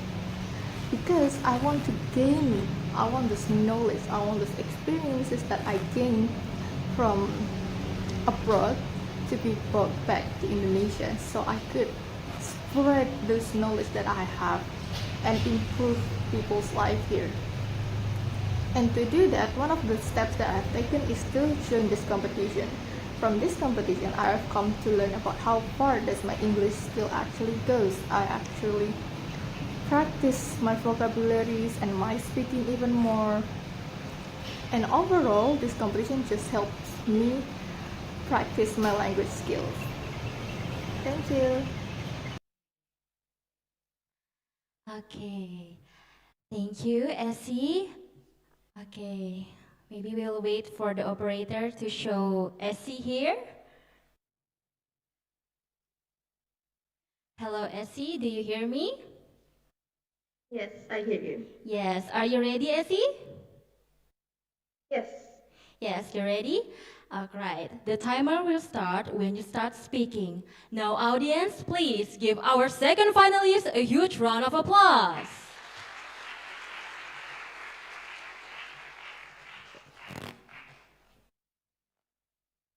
Ladies and gentlemen, when we are learning languages, there is something that we need to remember. What is our purpose for learning certain languages? Maybe it is because it is in high demand, or you want to work in professional settings, to go abroad, or even just for fun. By knowing your purpose, you could then choose and determine your resources and tools that you will use to learn that languages. Assalamualaikum warahmatullahi wabarakatuh. My name is Esida Zafira, a student at University Pembangunan Nasional Veteran Yogyakarta. Good morning to distinguished judges, honorable guests, and fellow contestants. We live in a time where technologies are developing quickly, but humans haven't given yet a chance to adapt to this technology. And with the rise of technology come new ways to learn a languages. But fundamentally, they haven't differed much ever since the translation were founded. From through reading, speaking, listening, or even through a tutor or teacher. And online learning languages or edtech such as Duolingo, Drops, Busuu, or even formal courses offered by universities and institutions about language learning, it has come many ways. And at this point, we have come to a point where most of the jobs are being risk of being replaced by AI. Many of these online platforms that I've stated has been rushing to integrate AI as their new technology to not get left behind or even just to cut costs. This AI does offer great benefits no human could ever give, such as immediate feedback often asked, automation, and personalization to a T. Using this AI does not come with a set time. You could simply open your phone and learn. If learning at 3 in the morning, no problem, this AI got it covered for you. But what these companies often fail to realize before integrating these services onto their platform is that error that comes with it. AI cannot recognize the subtext, the context, and depth of language as well as human. Yes, it could offer answer simple questions about grammars or simple vocabularies, but those alone are not enough to learn a language. But of course, this is assuming that you are learning languages beyond just memorizing vocabularies or sentence structure. Languages is one of the things that will change with time. Slangs and new words come up all the time. It has also Slangs and new words comes up all the time, and AI just simply cannot catch up with it if there is no data, especially in less popular languages. If you are using AI to learn these less popular languages, there is just simply not enough data for this AI to train to replace human teacher, to actually offer great materials to be given to you. Back to the benefits though. The main highlight of this AI for language learning is their speech training feature. They could immediately tell what you lack, your pronunciation, your grammar, your tones. But if you are using these services, as as the user, needs to be careful with it. Because the risk of the AI collecting our voice to train this AI. Many people could argue that this is a good thing. We could help improve this AI. But what if those AI companies use this for inappropriately? And we talk about from the user perspective, but as the business perspective, it is also not looking so good if you did not implement this AI correctly.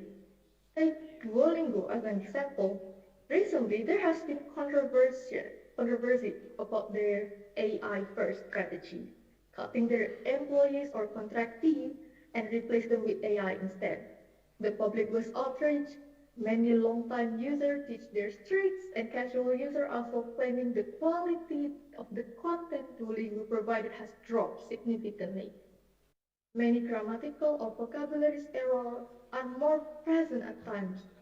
From business perspective, you need to research more on what exactly these AI are capable of before implementing them. Using AI when you're learning a language is not a bad or wrong thing to do, as long as you are aware of the risks and cons that comes with it. In fact, it is good to use as many resources and tools as you can when you're learning languages.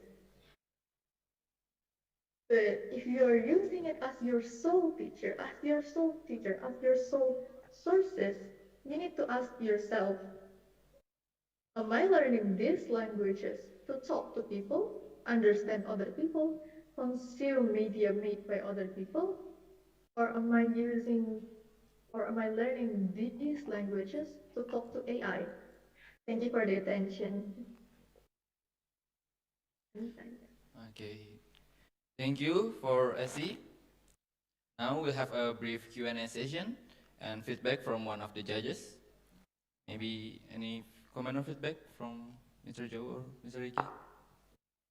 Okay, Mr. Joe. Hello, Ezzy. Thank you very much for your presentation. It's a really interesting topic and something that's very relevant. I did notice that maybe with your delivery, you're a little bit nervous, as this is your first year, but the topic was really good and well structured.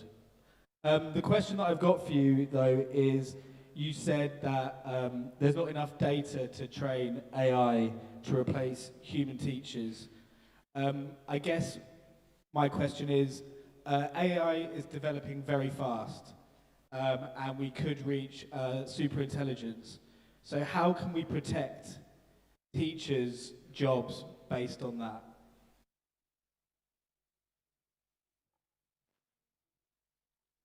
Okay, SE, you can answer it.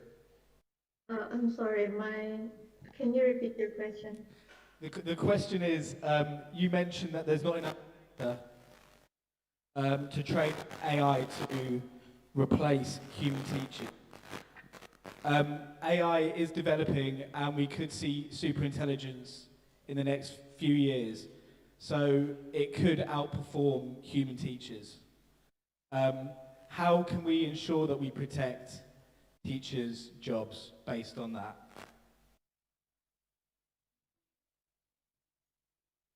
All right, thank you for your questions. For me personally, I don't, I really, personally, from my personal belief, I do not think this AI could ever completely replace teachers, especially if you are learning languages, because the purpose of us learning languages is to talk, to understand, or to look at media made by people and not by AI. So for teachers and to protect these teachers and jobs, I would think there is there is not really something that needs to be done, because it is simply AI cannot replace teachers completely, at least completely, because languages is a complex thing. It is not something that could be programmed. It is not something that could be explained just by AI alone. That is why we also have like majors in languages, because it is just not a thing that could be held up alone by AI. Teachers and AI needs to like, there are two pillars that need to work together, in my opinion. Does that answer your question? Maybe Mr. Ricky want to give another comment. Check. Okay. Hi, yes, Essie. Yeah. What a great Hello. essay. Unfortunately, there is no presentation. Otherwise, it would be perfect for your Yeah. yeah final round. But following up the questions from Mr. Joe, so what do you think is the boundary of the AI in assisting teachers? In what area, in which aspects that AI should replace helping the English learning process?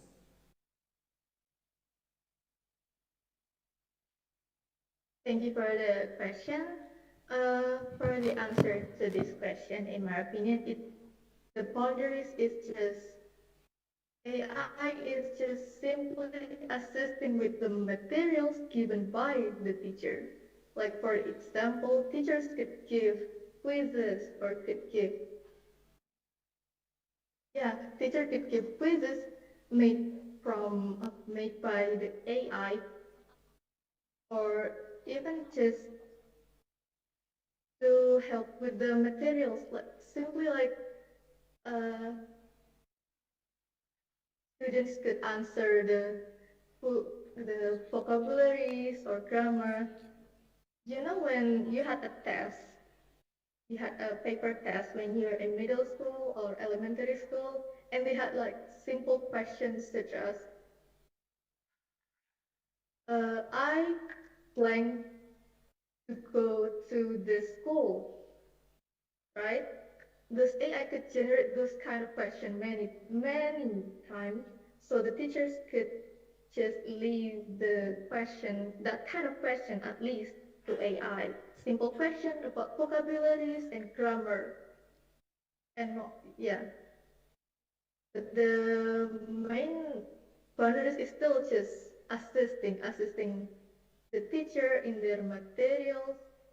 The teacher itself needs to explain the concept, explain the languages itself to the student. Thank you. Does that answer your question? Okay, thank you. Maybe Miss Pipit want to give another comment or Yes. feedback? Hello, Asi.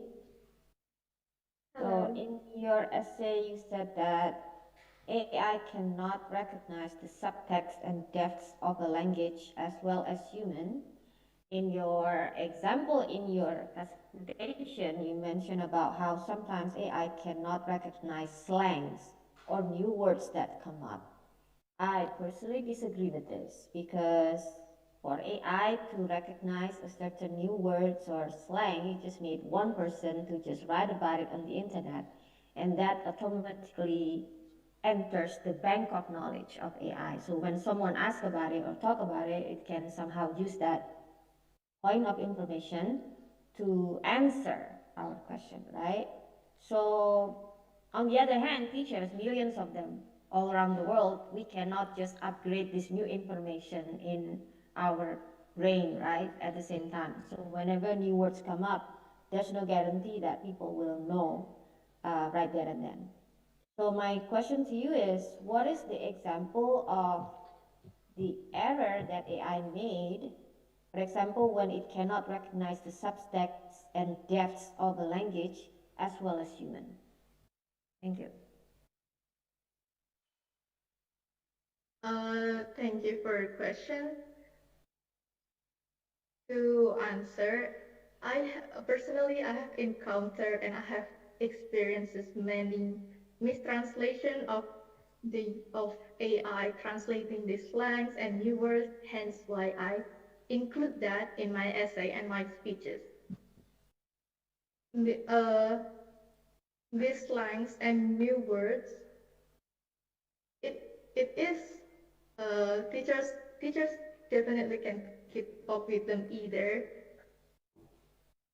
but my main point about this is the subtext beneath it. I have once read a Japanese manga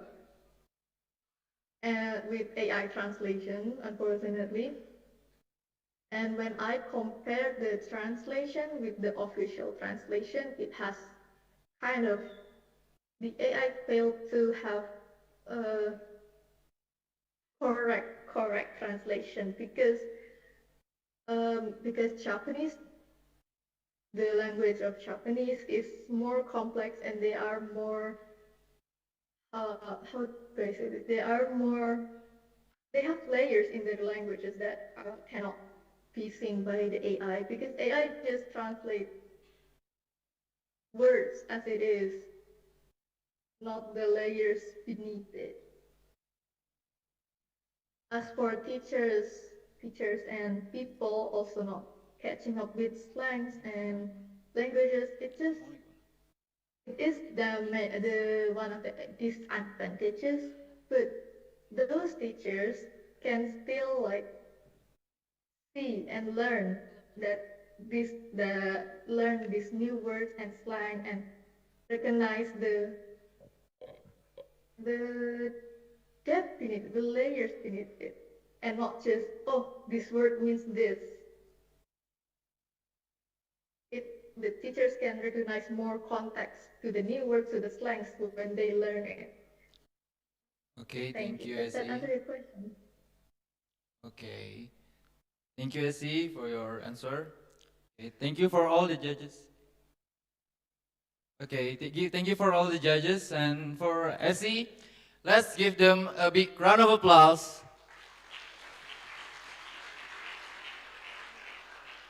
Okay, next, we'll continue with our third finalist. Let's welcome our third finalist to deliver their presentation. The third finalist is Sabrina Salsabila from Universitas Islam Negeri Sumatera Utara, Medan.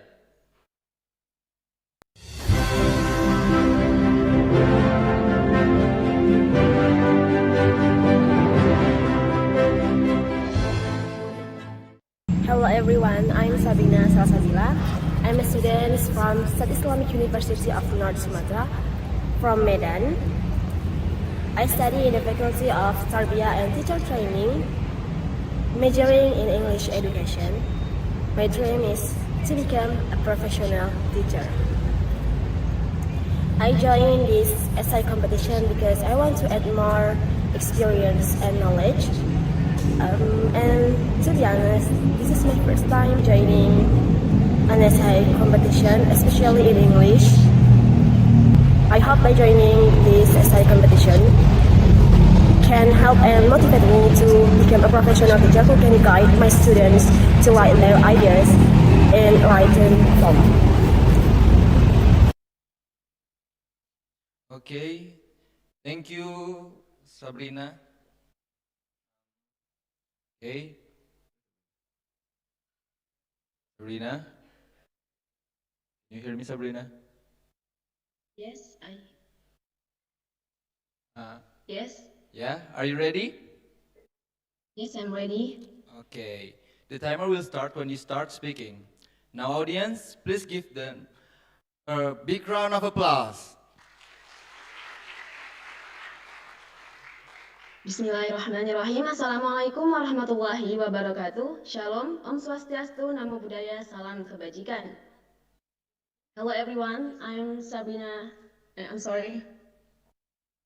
Good morning, honorable judges, respected committee, dear participants, and all my beloved audience. First of all, let's praise and thank Allah the Almighty for His blessing so we can gather here in this meaningful event. Furthermore, we always offer prayers and greetings to our Prophet Muhammad Sallallahu Alaihi Wasallam. Allahumma salli ala Sayyidina Muhammad along with his family and companions. May we all receive his intercession on the day of judgment. Amin ya Rabbal Alamin. Hello everyone, I'm Sabina Salsabila and it's a great honor for me to stand before you today and deliver a speech for the theme Language Censorship as Corporate Responsibility, Why Tech Companies Need to Moderate Content. In this digital age, where billions of voices echo on social media every day, misinformation and hate speech can spread faster than ever before. The question we must answer today is clear. Technology companies not only but also the responsibility to moderate content on their platforms? I believe the answer is yes. Technology companies should have the authority to monitor and censor language on their platforms, prevent the spread of misinformation and hate speech. Why this is important? Because this is not only about protecting the company reputation, but also social responsibility to create a safe and credible digital space for all users. Next slide, please.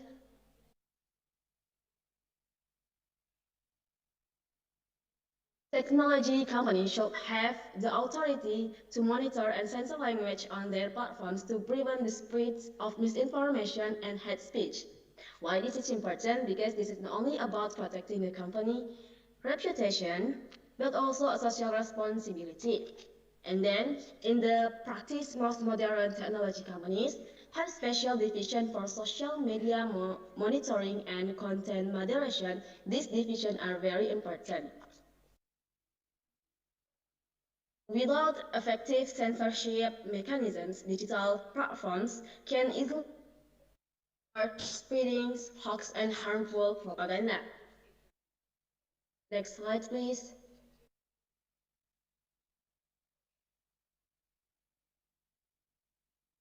I believe that many companies have implemented this language censorship system with two main goals. First, to save the company's image and credibility. Second, to protect users or netizens so they don't fall into the trap of misinformation that can trigger hate speech actions. Language censorship, when applied wisely and transparently, is actually a form of protection for a healthy digital ecosystem. However, censorship alone isn't enough. To improve platform operation and build public trust, companies must also make clarification for every piece of misinformation that circulates. Transparency and good communication are key to managing in this digital era. Next slide, please.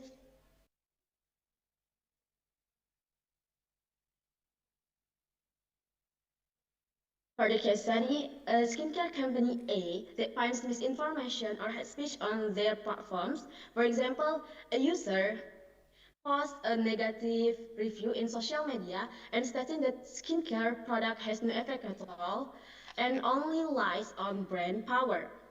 However, after investigation, it turned out the customers didn't purchase the product directly from the official store.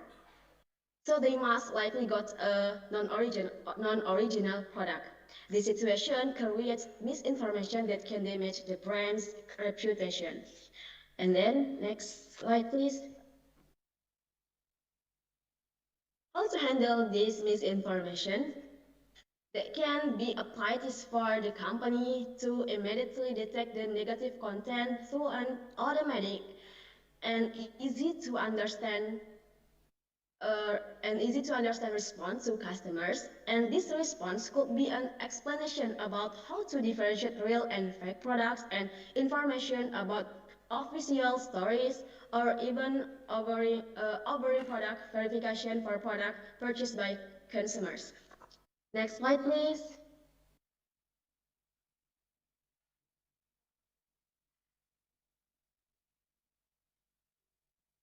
Interestingly, hate speech or negative criticism doesn't always have to be viewed from a negative perspective, but wise companies can turn it into a positive perspective.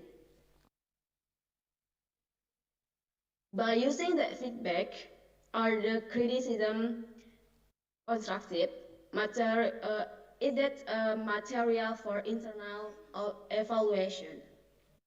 Although it may sound harsh at first, but can help companies improve their products, service, and communication strategies to better suit the needs and expectations of consumers. Next slide, please. And the key takeaways is, therefore, language censorship on digital platforms are important tools that, when used responsibly, can protect companies while creating a healthier and more informative digital environment for all parties. Before I conclude, let me remind us all the responsibility to creating a safer digital world lies in our hands. I think that's all about our presentation. To Allah, I ask forgiveness. To all of you, I apologize if there are any mistakes. Wassalamualaikum warahmatullahi wabarakatuh. Waalaikumsalam warahmatullahi wabarakatuh. Thank you to Sabrina as our third finalist. Now we will have a brief Q&A session and feedback from one of the judges. Please, dear judge, do you have a comment or do you want to ask questions to Sabrina, please? Okay, Mr. Joe? Hello, Sabrina, and thank you for your presentation. It was confidently delivered, and the topic as well is very interesting. I guess my question would be, with regards to censorship, I mean, obviously companies are already doing quite a lot to censor hate speech and misinformation. How far can it go before we start affecting stuff like privacy and freedom of speech?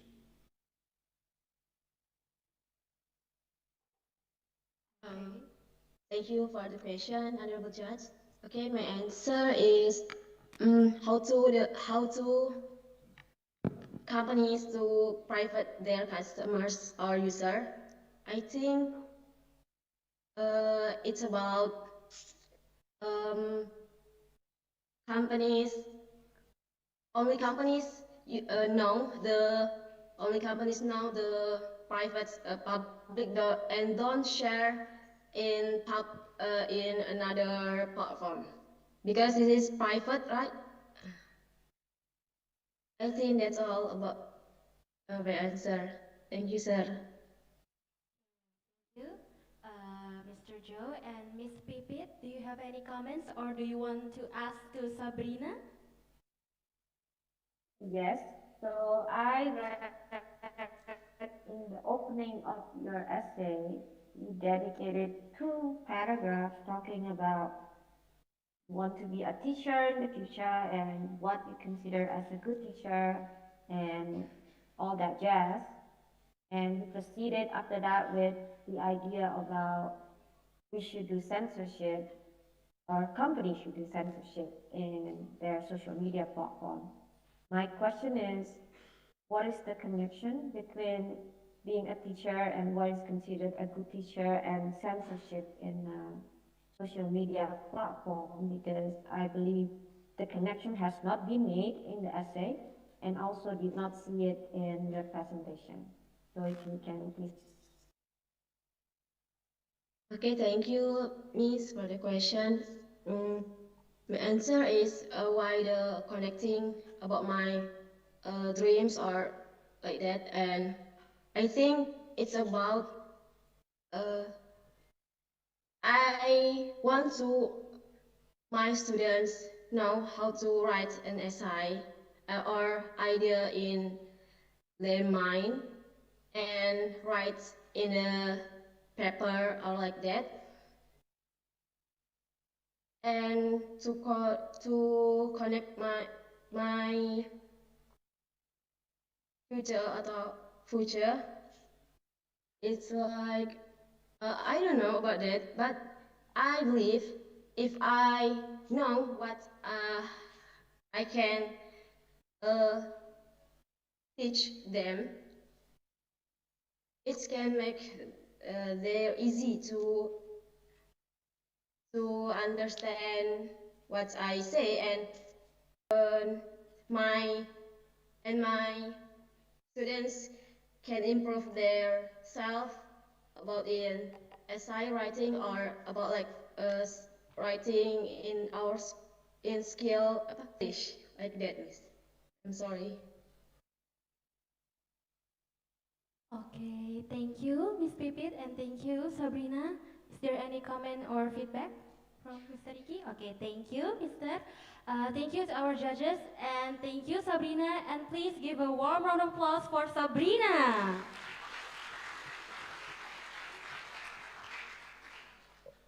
All right, everyone, let's continue the final round for the awarding ceremony of National Essay Writing Competition 2025 with our fourth finalist.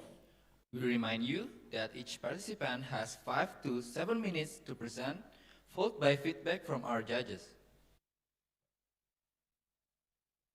Now, let's welcome our fourth finalist to deliver their presentation. The fourth finalist is Justin Gabriel Jangkang from Universitas Lambung Mangkurat, Banjarmasin.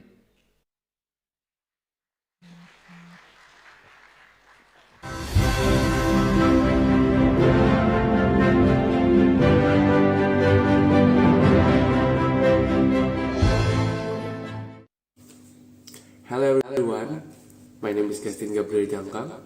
I am from Faculty of Medicine, Lambung Mangkurat University, majoring in medicines. My future goal is to become an occupational health specialist to create a legacy by helping people to be more aware of their own health. The reason why I want to join these competitions is to enhance my English and communication skills in order to inspire and entertain others. I believe after finishing these competitions, I can create more impact by helping people to be more confident when they speak in front of others. Thank you. Okay, thank you, Justin. Justin, can you hear me, Justin? Yeah, I'm there. Okay. So, are you ready? Sorry, before I continue, may I know if my voice is audible and the screen is possible to be shown?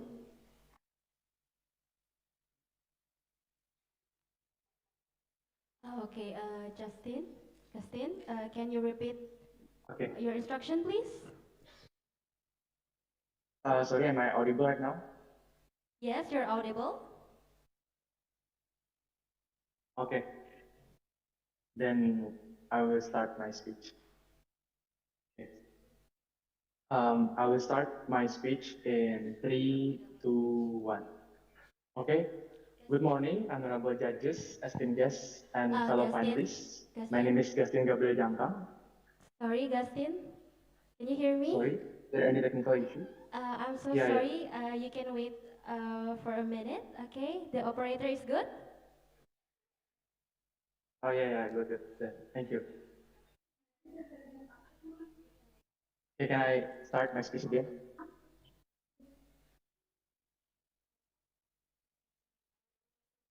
Okay, Justin, are you ready? Yeah, I'm ready. Yeah, I'll start my Okay. speech. Okay. Okay. Okay, Let's give. so good Oh, morning. Yeah, okay. Okay. Okay, okay. may I start now? Yes, Gaston, please. You may start Okay, right now. honorable judges, fellow the finalists and esteemed guests, my name is Gatin Gabriel Jongkang.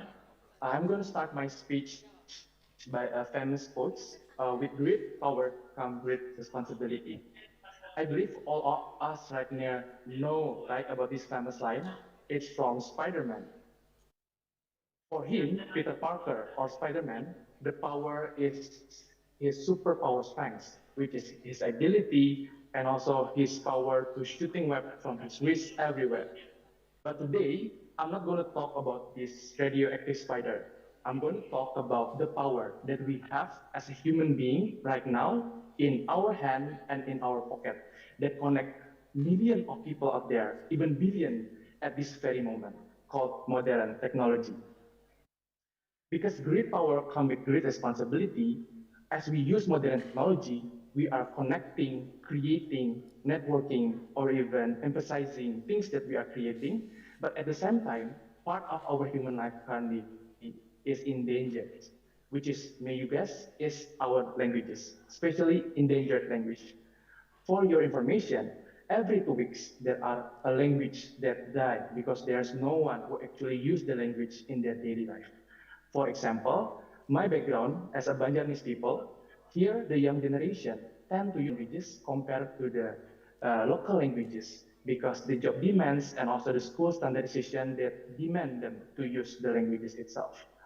And it is something that really need to be taken care of because if we don't do things, then these local languages, the way to expressing ourselves about the nation, about the world itself, will be gone forever. Now the question is, why this situation happened? Why people, especially young generation like me myself, tend to use international languages? Because the language like Mandarin, English, Spanish is something that we encounter many ways in social medias and in the schools itself. And that's become something that we tackle off. Because at the end of the day, the language that we need to improve by using modern technology will not be done. And the modern technology will eradicate the diversity in the world itself. So now, what is the thing that we can do to help to prevent this? How we can use the modern technology in order to promote and to revitalize local language? There are actually 3 simple steps. Next slide, please.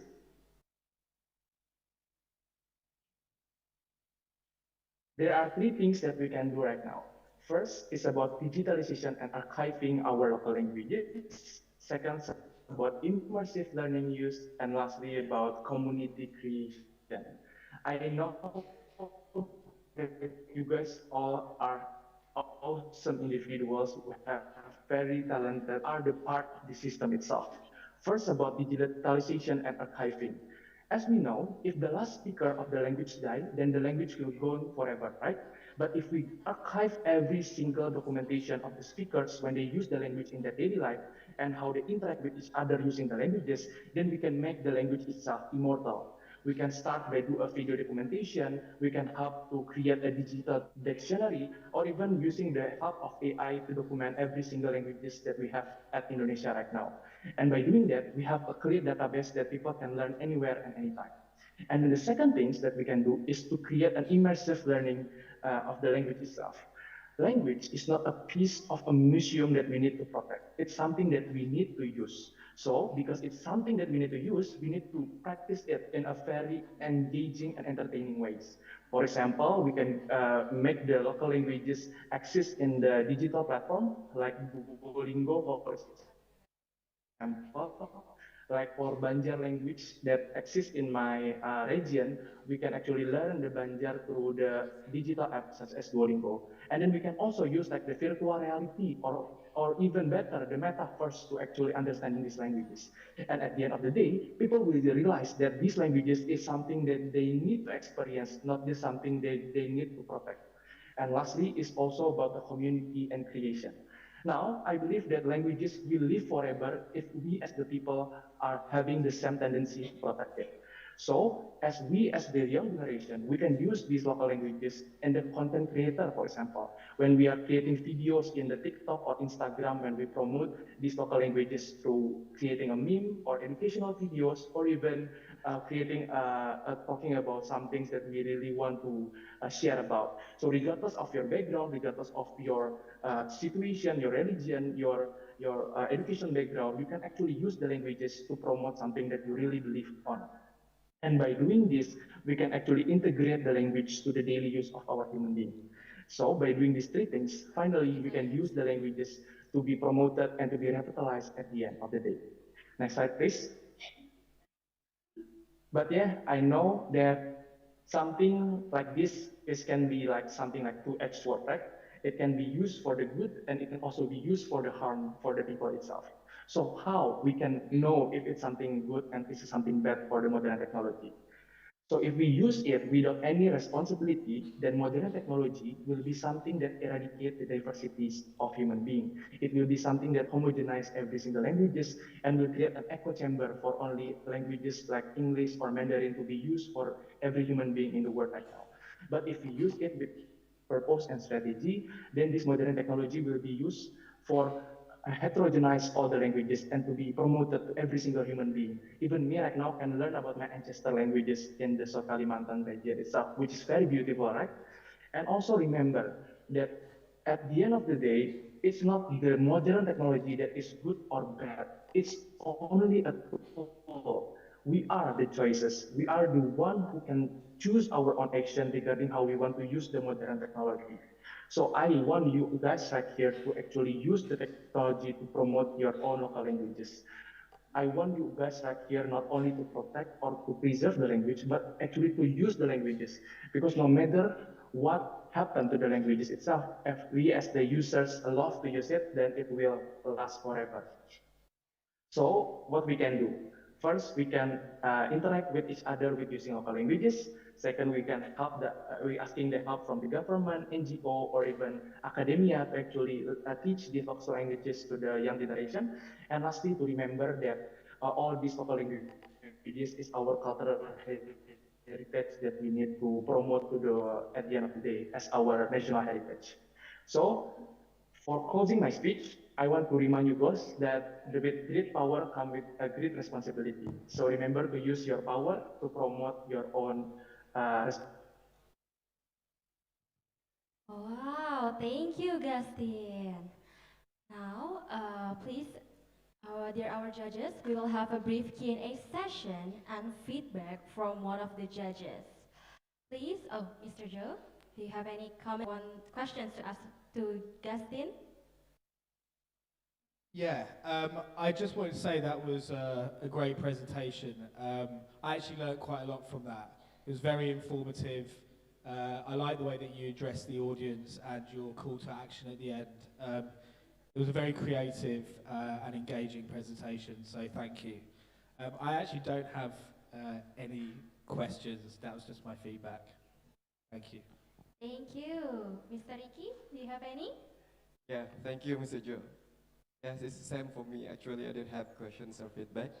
The idea is very interesting, and hopefully this can be really implemented. I think it's gonna be really interesting to preserve endangered languages, especially in Kalimantan with the local languages. If you could connect the idea to the local government, it will be interesting and build that kind of AI apps to preserving this language. I'm looking forward to the idea to be implemented. Thank you. Wow, thank you, Mr. Ricky and Miss Pipit. Do you have any comments or do you have any questions to I'll ask to be the bad Gustin? guy and ask the question. Is that okay, Gaston? Okay. Okay, Yeah. so technology is one of the things that enable us to enter the globalization era, right? Globalization, universal, and all of these things, and as one of the side effects is language become the international language, right? So a lot of people think that it's enough to just learn one language, which is English. They don't need to learn their local language or their ancestors' language and things like that, because of this universal language. But back to technology, another reason why globalizations can be made successful is because of technology. And for example, you don't need to learn Spanish to know the meaning of this Spanish text or even Latin thanks to technology, right? So I almost can conclude that technology is somehow the bad guy in this situation that a lot of languages are dying right now because not a lot of people want to speak it, want to learn it, right? Because they don't need to. They can easily talk between nations using English. They can translate easily from medieval Latin into whatever language you want using technology. But at the same time, you also want to come up with an idea that let's use technology to save the day in the word of Superman, right? So you want to preserve ancient language or dying languages and upload it on the internet or technology and then to preserve it. So almost like technology is the one causing the problem, but also now is the hero that also can save the day. So do you agree that, for example, when someone is the one causing the problem, just below. So what do you think of that? Okay, I will answer the question. Thank you, Mr. Joe, Mr. Iki, and Ms. Judith for your questions. So yeah, I will directly say that I'm totally agree with what Ms. Judith said about the things that currently happen in our world right now. So to be clear, I'm also is the part of the example that Ms. Judith said, right? For example, if I want to use Japanese language, I don't need to use about the Japanese first. I can just translate it to the AI, then learn about the meaning and interact with Japanese people without even realizing what is katakana or kanji at the end of the day. But there are three arguments that I was going to say about why at the end of the day local languages still need to be learned despite of the utilization of the AI and modern technology. The first reason is because the essence of the language itself. I believe regardless of the modernization and how the technology can influence people to never using local languages, the language will still exist anyway because it's something that integrates between connection of the bond of the people that bear the language itself. For example, me as a Banjaris people, maybe I don't speak Banjar at this kind of forum, for example, to promote this kind of speech. But at the end of the day, when I go back to my hometown, when I meet my parents, I'm going to use that local languages to interact with them.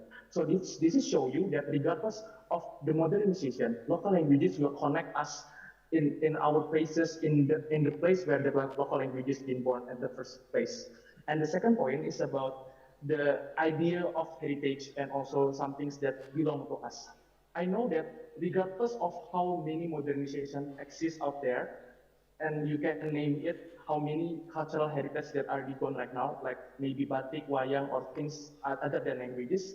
But at the end of the day, why the reason we still want to protect this local heritage? Because it's part of us, right? It's something that our ancestors been taught of. It's something that people, our parents are been practicing it, even without we are realizing it as a young generation. And it shows you that this is kind of respecting the cultural, some things that humans are capable to making it at the end of the day. And the lastly is about the collaboration. I believe that regardless of modern technology exists and how it can replace all the languages, yes, it's fine. It's part of us to become adaptable to the world we are living right now. But at the end of the day, regardless of this happen, local languages can hand in hand standing with this modernization. You can still learn English, you can still learn programming, but at the end of the day, you can still practice in your Banjar language or even Dayak language with your family, siblings, friends when you are chit-chatting at the cafe, right? So yeah, that's my question and my answers. Thank you. Okay, thank you, Gustin. Thank you, dear our judges. And please give Gustin a big round of applause. Okay, right. All right, everyone, we will continue with our fifth finalist. Let's welcome our fifth finalist to deliver their presentation. The fifth finalist is Mary Ardiani from Universitas Singapura Bangsa, Karawang.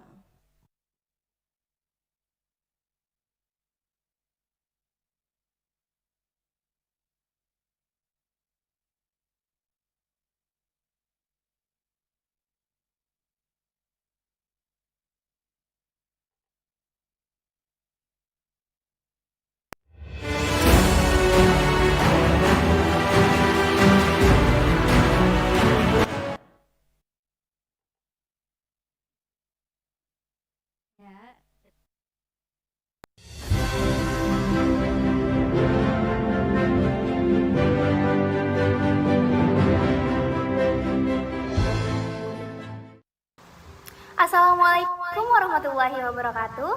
Hello everyone. My name is Mary Ardiani. I'm from Bogor, but I'm currently studying at Universitas Singapura Bangsa Karawang, majoring in English language education at the Faculty of Teacher Training and Education. My dream is to become an English teacher who can inspire students to learn and grow confidently. I joined this competition because I want to challenge myself and improve my public speaking and writing skills. I believe this experience will help me improve my communication skills and prepare me to be a better educator in the future. Thank you so much. Wassalamualaikum warahmatullahi wabarakatuh. Okay, thank you, Mary. Now, okay, we already see Mary in here. Hello, Mary, can you hear me? Yes, I can hear you. Okay, are you ready, Mary? Yes, I'm ready. Okay, the timer will start when you start speaking. Now, audience, please give our fifth finalist a huge round of applause.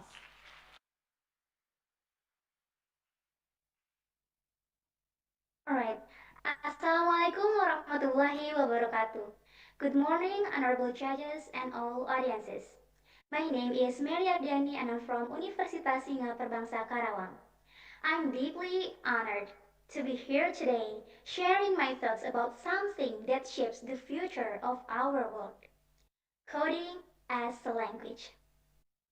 Ladies and gentlemen, we live in a time when people from different countries, cultures, and backgrounds can easily communicate with one another. This is because of technology which has made our world smaller and more connected. Because of it, learning new languages like English has become easier and more accessible. But now, in this digital era, another language is rising. A language that doesn't use words or grammar like we know, but it speaks directly to machines. That language is coding. Coding is the process of writing instructions that tell computers what to do. It is the foundation behind everything we see on our screens, from mobile apps and websites to games and artificial intelligence. In other words, coding is the language of technology. And since technology is now part of almost every aspect of our lives, learning to code is becoming as important as learning to read, write, or speak English. Many people say that learning to code is as essential as learning a foreign language, and I completely agree. In my opinion, coding should be a mandatory subject in schools, especially here in Indonesia. Why? Because technology is not just a part of our life, it is our life now. Every day we use it to communicate, to learn, or to express ourselves. From sending messages, joining online classes, or even sharing our ideas on social media. And all of this happened because of coding. Next slide, please. Next slide. Okay, when students learn to code, they don't just learn how to type commands or build apps. They learn how to think logically, solve problems, and also be creative, as supported by several studies I provided in the next slide. Coding teaches patience, perseverance, and also innovation skills that every student will need in the future, no matter what career they choose. Ladies and gentlemen, let me give you a small example. Next slide, please. And one more. I once used an app called Tandem, which helps people connect with others around the world to learn new languages. Through this app, I learned about other languages and cultures. At the same time, I helped a new friend from another country learn Indonesian because she wanted to visit Indonesia. I truly enjoyed helping her and she deeply appreciated my support. And this was her reference about me. And this experience was only possible because someone, somewhere, used coding to create that application. Imagine if more students could learn how to code, they could create meaningful innovations like this, helping millions of people connect and learn together. Ladies and gentlemen, teaching coding at schools also prepares students for the future. We live in a world where digital skills are essential in almost every field, from education and health to business and entertainment. By learning to code early, students won't just become technology users, but technology creators. They can design websites, develop useful applications, or even build artificial intelligence that helps society. However, we must also realize that there are challenges. Not every student in Indonesia has access to computers, stable internet, or teachers who are trained in programming. Some schools, especially in rural areas, still struggle with basic facilities. That's why, before we make coding a compulsory subject, our government and also technology companies should work together to provide equal access and teacher training.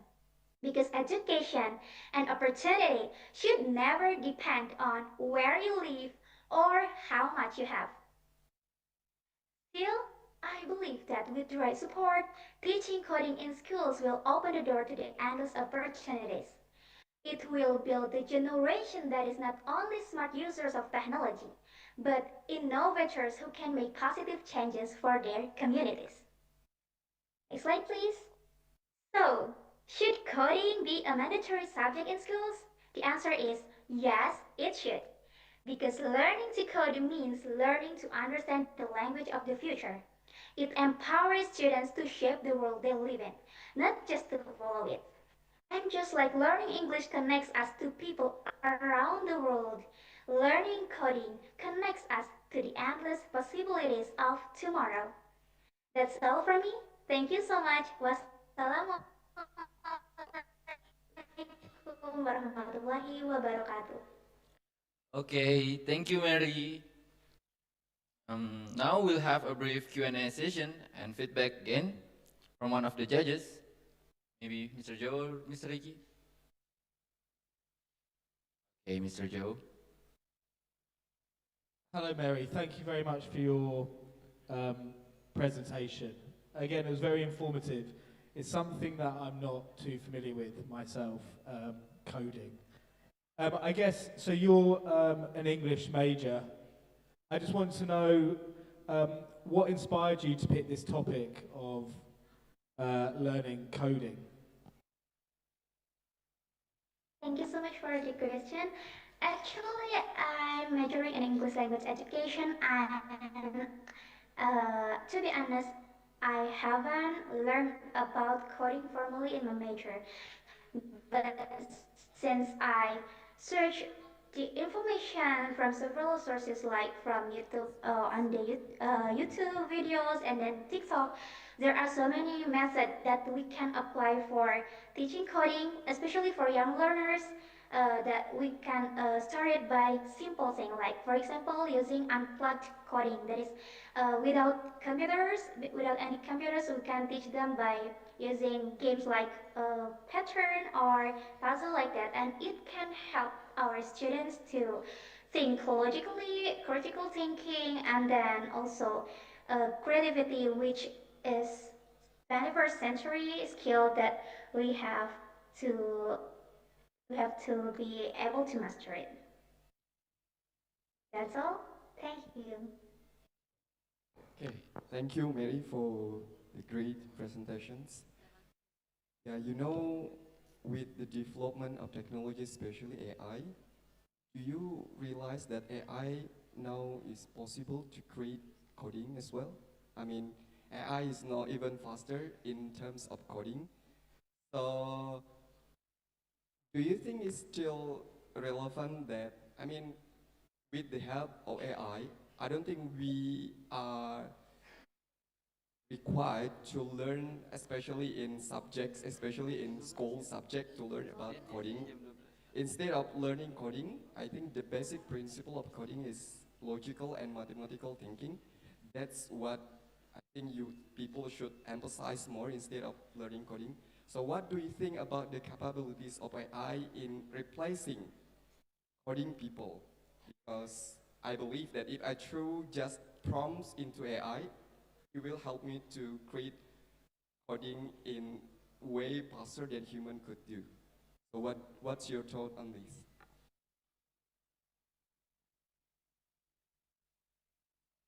Alright, in my opinion, AI can automate parts of coding, but its capability to replace coding people still limited. Because AI can generate code, suggest improvements, and also debug simple errors, and also speed up repetitive tasks, but it cannot fully understand complex projects requirements, long-term planning, and also creativity user needs or ethical considerations that way the humans do. And AI also makes mistakes, especially without clear instructions from us as the human. Okay, thank you. Maybe Miss Pipit want to give another response? Yes, Mary, don't you agree that somehow in Indonesia, whenever there's new technology, we're so quickly, oh, let's learn this technology. There's a new innovation, let's learn this innovation. But we never actually learn what drives that innovation. That's why we become the consumers of all of these innovations, right? We're not the one coming up with this innovation. Now, related to coding, this is just a means to achieve something, right? We teach students how to code, but more importantly, what do they want to code? After, learning these skills to code, what do they want to code? How are they going to use this information or knowledge to produce something that is probably an innovation in nature? So what do we do so we can somehow nurture, but also can come up with something that is actually innovative with their coding skill?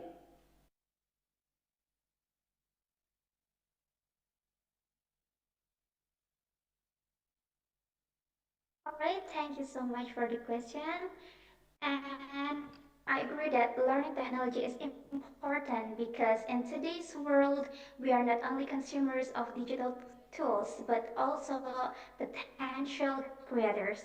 And coding is simply a medium, it is not the final goal, but a pathway that helps students express ideas and then build solutions and also innovate it. And what truly matters in nurturing students' creativity, curiosity, and problem solving skills. With even basic coding knowledge, they can turn their ideas into real digital products, design tools that help others, and also become innovative thinkers who are ready for the future. Okay, thank you, Mary.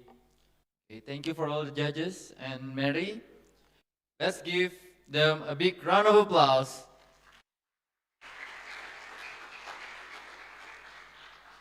Next, we'll continue with our last but not least finalists. Let's welcome our 6 finalists to deliver their presentation.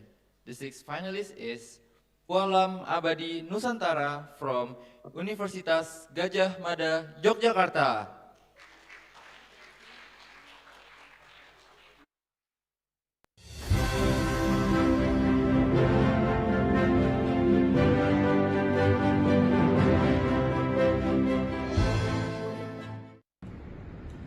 Assalamualaikum warahmatullahi wabarakatuh. Good morning everyone. My name is Pualam Abadi Nusantara. I come from the city of Semarang, Central Java, and currently I'm studying at the Department of Environmental Geography, Faculty of Geography, Universitas Gajah Mada. And one of my future goals is that I want to be able to continue my study abroad because I want to expand my knowledge I've been receiving from Faculty of Geography, UGM. And the reason why I'm doing this competition is that I want to be able to express myself more clearly, and I want to also enhance my English speaking skills, and I am also interested in language and cultural study in general. I think that communications and good speaking skills are keys to expand your knowledge, especially in the field of your international insights and geography or another related field. I think that's all from me. Thank you so much for the opportunity. Wassalamualaikum warahmatullahi wabarakatuh. Waalaikumsalam warahmatullahi wabarakatuh. Hey, Bu Alam. Where are you, Bu Alam? Can you hear my voice? Yeah. Okay, can I start now? Okay, hey, Bu Alam. So, are you ready? Yes, I'm ready. Okay. The timer will start when you start speaking. Let's give our 6 finalists a big round of applause.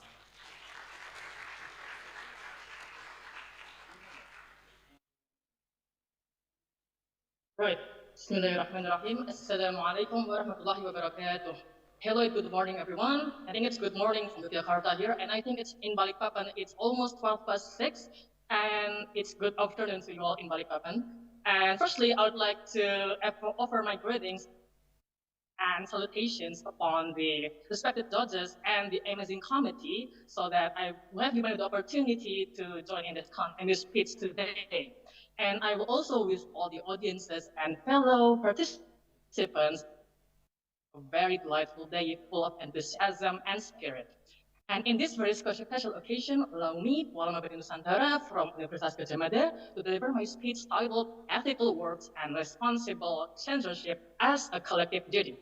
Ladies and gentlemen, we know that language carries more than just a bunch of sounds and letters combined together to form a word or sentence. Words carry meaning, and they have more meaning than what we know from the dictionaries, right? They have the dictionary meanings, but we also have another meaning of the words, and that's where we have the concept of hate speech and misinformation and insults. So we know that nowadays hate speech and insults are found everywhere in social media. Every day we see that, right? And some speeches are considered rude and profane, shaped by the social-cultural circumstance of the particular society. And that is one of the signs of development of a human civilization, right? And so these so-called quote-unquote bad words have been some controversial talks in the last years, or especially in the last 5 years, especially with the technologies with more growing up, and both in real world circumstance and in the internet realm, or internet as we say. And over time, this created the concept of censorship as a way to preserve ethical and respectful communication. Ladies and gentlemen, censorship has been developed since the last century from the typical beep sound. You know that when you watch a movie and they have these so-called bad words, they beep the sound, and that's the old ways of doing that. But nowadays, especially in social media, they tend to use a more modern way of censorship, such as when they need to suspend or close the accounts which are responsible for carrying out such speeches or bad language. And nowadays, insults and hate speech, as I said before, has been growing up ever since. Like we see that every single hour, I think, if we look at many social media today, because in other ways, people are becoming more free and they are more aggressive and considering due to the fact that it has become more open for us to just give any random opinions about what we want to say. And many of which might cause controversy, especially with those topics which are quite controversial, like the online conflict, even in sometimes real life conflicts. Now, dear audience, the question is, what should technology companies do to face these challenges? Well, they should not just wash their hands while facing this issue. They indeed know. I mean, the technology companies know that these insults have been happening for the last years. And even I think it's becoming more and more due to the fact that, as I said before, it has become more growing each year, right? And with some of them even transferred even to the real world circumstance, I mean, like the real life conflict, as we say. But technology companies, in a nutshell, have every right to censor and monitor language on their platforms, but with a big but borderline underline, it's with a big responsibility in a responsible manner. What does that mean? Well, it means that censorship has to be done to promote truth and justice, not to endorse the opinion of any random person, any Tom, Dick, and Harry who don't even know what really has happened. Because the truth is what we need to do and what one must consider. The truth is the one above all. Because we know that there are truth and there are half-truth. There are lies, there are hoaxes, and it is the responsibility of the tele companies to filter out which one are the truth and which one are the lies and hoaxes and so on and so forth. So, in a nutshell, censorship should be done to objectively minimize the negative risk of the misinformation that may be caused by the hate speech itself, not the other way around, not to give something which is maybe in want to support the interest of any person, which may not align with the truth, but it has to be done to cover the truth in its entirety. Ladies and gentlemen, as people say, we cannot control what other people will say about us, but what we can control is how we react upon their things. It's the same concept with censorship. So the problem with today's society is that they want to hear what they want to hear, not what they need to hear. This is the main difference here.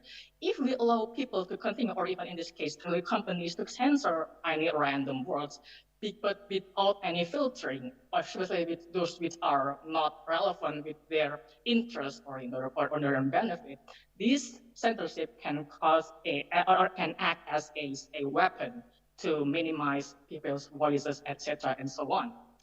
So sometimes the media center is objectively and morally wrong, but sometimes what we don't want to be done is when they want to sugarcoat the truth, they fabricate the truth, and they'll falsify the truth from what is actually happening. This is not what we want. We want sincerity, integrity, and truth. Because at the end of the day, the concept of censorship is something beneficial. It was developed to enhance and to preserve ethical and respectful communication, free from lies, hoaxes, and bad speech.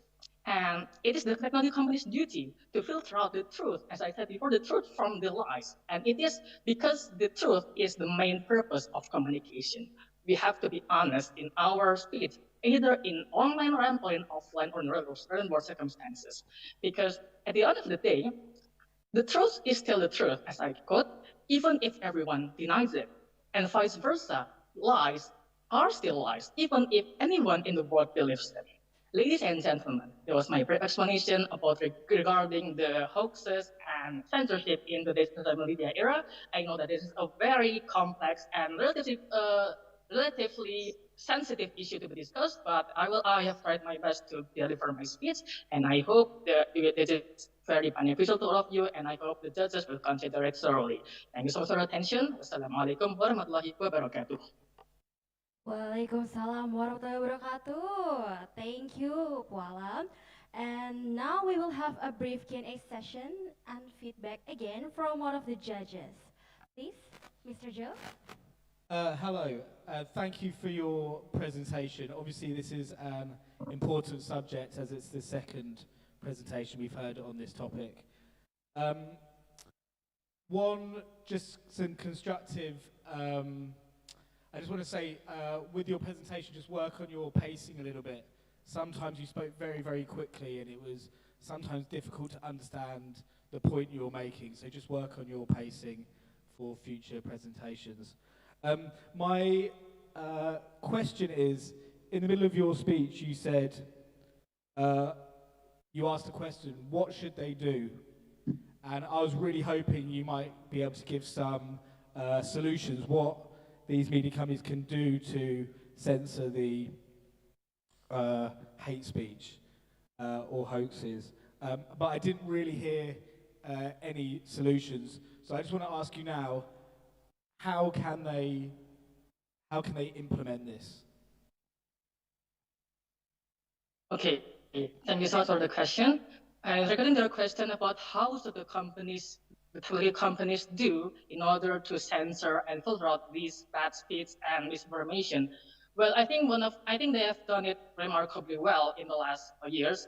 One of the main reason is that, especially in some social media, which I cannot name one by one, but they sometimes do is they filter out any specific words. For example, if they have these A words, B words, C words, which are deemed to be sensitive or even offending in some or in one way or another, they have to maybe like take it down, or even they just kind of like diminish it to a little so that not many people will watch it. Or even in some extreme cases, they just take it down the content entirely. And another alternative is that, well, they tend to censor what is deemed as I said before, not really uninterested, or what is really deemed as not really fitting for the circumstance of that situation or in the context or what is being discussed. So in this case, the technology companies has to filter out and has to be carefully selecting, have to carefully select what is meant to be circumstance or what's meant to be presented to the online world, as in the technology companies usually do.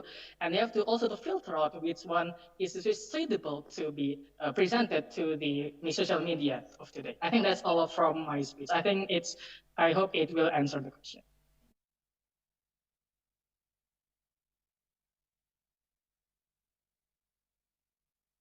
Check. Okay. Thank you, Paulam, for the presentation. I think this is the second topic, yeah, on the censorship and language. So, as we know that this can be a sword that can bring positive and negative sides. On the positive side, that it will control people, filter people on the conversations, on the social media in particular. But on negative side, it will be difficult to differentiate between critics and head of speech. So it will then connect to the freedom of speech. So in your opinion, how do we minimize the absolute power that these tech companies hold in deciding the head speech and critics? Because if in your speech, if I was not wrong, you say that we need to be honest in our opinion or in our text. And if I'm being honest about something, is it gonna be head speech or is it gonna be critics? And how do you differentiate that? That's what's your opinion on this? Okay. Okay, thank you so much for the question. So the main difference to note is that we have to differentiate between criticism and hate speech. Criticism is when we criticize what is being presented, not the one who is speaking. We criticize what is being spoken, not the person speaking it. We look at the content. We look at what is being presented, not who is the speaker, what is he or she, where does he or she live. It is not relevant. It is irrelevant to the content of criticism. Hate speech, on the other hand, is just unexplainable. It's just you don't know what to say. It's just like you just carry out on any bad words and you don't care whether the person is speaking is from here or there or what is he speaking. So sometimes for hate speech, the producer or the speaker of the hate speech themselves, they don't really care about what is being spoken. They just simply hate or dislike the person saying it. So this is different from criticism. Criticism, or in many cases, constructive criticism, requires balance. It requires honesty, as I said before. We have to judge from what is being done, not from who is the doer of that action. For example, if you want to judge a dish or a food, we have to taste it. We don't judge the cook or the chef. We judge the food, and that's the same concept with criticism. We criticize what is being said, what is being done, not who is the speaker or who is the doer. And that is one of the problems with modern society today. They have this thin line. There's this thin line between criticism and hate speech, and I do agree with that. And it is actually both the technology company's responsibility and the user responsibility, the netizens, as we say in Indonesia, right? So we have to be more selective and careful, and we also need to increase our digital literacy, yeah, so that we have to see and balance between criticism and hate speech, because I agree that sometimes there is a very thin line between those terms. So we have to be careful on that one, from the technology company side and from the user side or from the netizen side, as we say in Indonesia. Thank you. Okay, thank you. Miss Pipit, do you have any comments or questions to Pualam? Yes. So, Kualam, um, pretty sure you are aware that whenever someone says something offensive on, say, social media, people will respond to it, right? So they have social control, basically. People saying offensive stuff, they can lose their jobs, maybe they can even get expelled from school, or they will be tried in the court of public opinion. A lot of people drag them in the comment section, things like that. And if things got probably too offensive, people can even sue them with the defamation law, libel law, things like that. So don't you think that's enough to somehow censor, quote unquote, what people say online in any platform without actually giving the rights and privilege to the social media company to do the censorship? Can we just do it organically as an informal social control, something like that? Which, in my opinion, it works quite well. So, what do you think, Mara? Okay, thank you so much for the feedback and questions. And it's very relevant actually with today's social media era. There has a lot of similar cases like that. Like, some, celebrities, or I won't name them, but there are many of them. They simply post something which may cause controversy, and people in the comment section will just storm around with their words and all caps lock, etc. And my take is that uh, we need to firstly have to verify whether what is being presented is true or not. What is actually happened, and what is actually being done. So, for example, sometimes we don't really have the whole idea. We only have the half, or even a quarter, not even maybe a fifth or sixth of what is actually happened. We just see some word. Oh, this one is a this or that. This person is this and that, and it is completely wrong. We have to acknowledge that there's the truth and there's the half truth, as I said in my speech before. So we have to consider, especially as we, as the user of the social media platform, who follow many celebrities, influencers, etc. We have to be careful. We have to be wise. We have to be smart.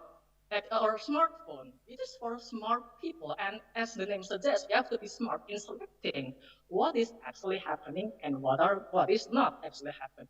So in that sense, there needs to be a cooperation both from the user ourselves and the company to filter out what is actually happening. For example, I would say, for example, in X right now, there is this thing called Grox, right? Grox, sometimes the Grox, this AI-based platform, they give this little slight hint or context for what is actually happening. Because some people, they just post a photo or a caption without any explanation, just some random 3 or 4 word sentences without any context, which may cause controversy, and the context is not really clear. So this needs to be, so I think this Grox, for example, kind of thing in X, which is very widely used right now, helps quite a bit with how we actually perceive what is actually happening in online work, especially in the online media right now, with many hoaxes, information, and as I said before, many people can just type whatever they want with their keyboard right now. So I think the technology companies have done remarkably well in this one. So they have done some precautious takes to censor out, or maybe even filtering out some bad speech or even some contents which may not seem to be suitable for anyone, or maybe it doesn't cover the whole truth as the truth as a whole in that sense. Thank you. Okay, thank you so much, Pualam. Thank you so much to all of the judges. Please give a warm round of applause to Pualam. Yeah. All right, everyone. Our sixth finalist has concluded the final round for this event. Now we will wait for the judges' decision for the announcement of the winner. And for your information too, to all of the participants in today's event, after this we will have a lunch break, and you may come back again to this room because there will be so many exciting sessions, and The certificate for all the participants will be given at the end of today's event. Okay. And for all the finalists, after this is a break. You may come back to the Zoom meeting at exactly 1 p.m. Okay, now it's time for a well-deserved break. Please enjoy your lunch and take your prayer break. We'll see you back at 1 p.m. for our next speaker session and of course, the announcement of the winners.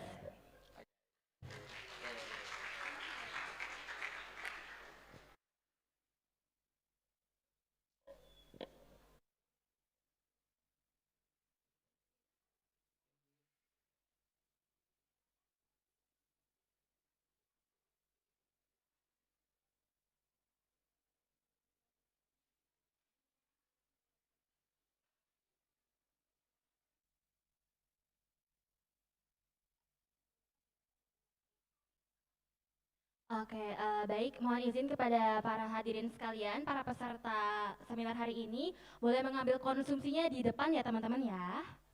Ya.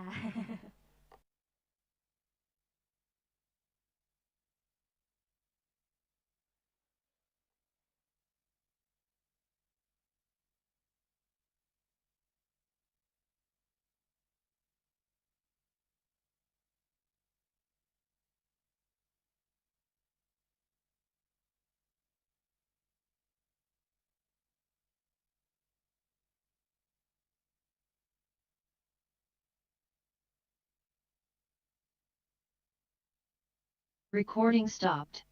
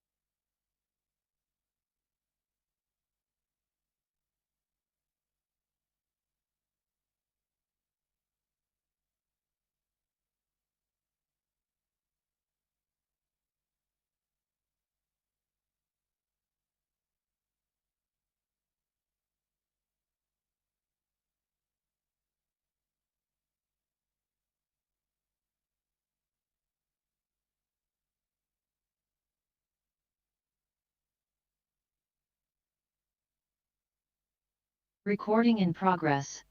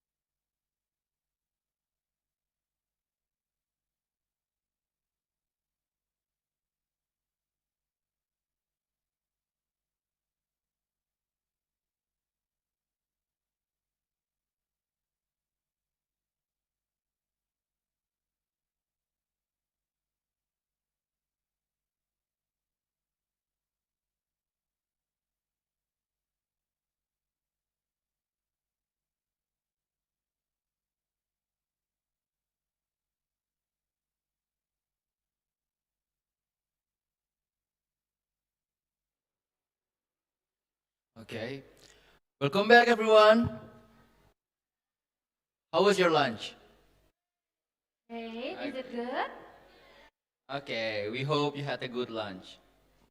Well, everyone, for our next session, please welcome Mr. Joseph Benedict Pace, who will provide a sharing session for all of us here. Mr. Joe is an English language teacher at Bina Bangsa International School, Balikpapan, who is a master graduate of International Relations from Kiel University. To Mr. Joe, the stage is yours.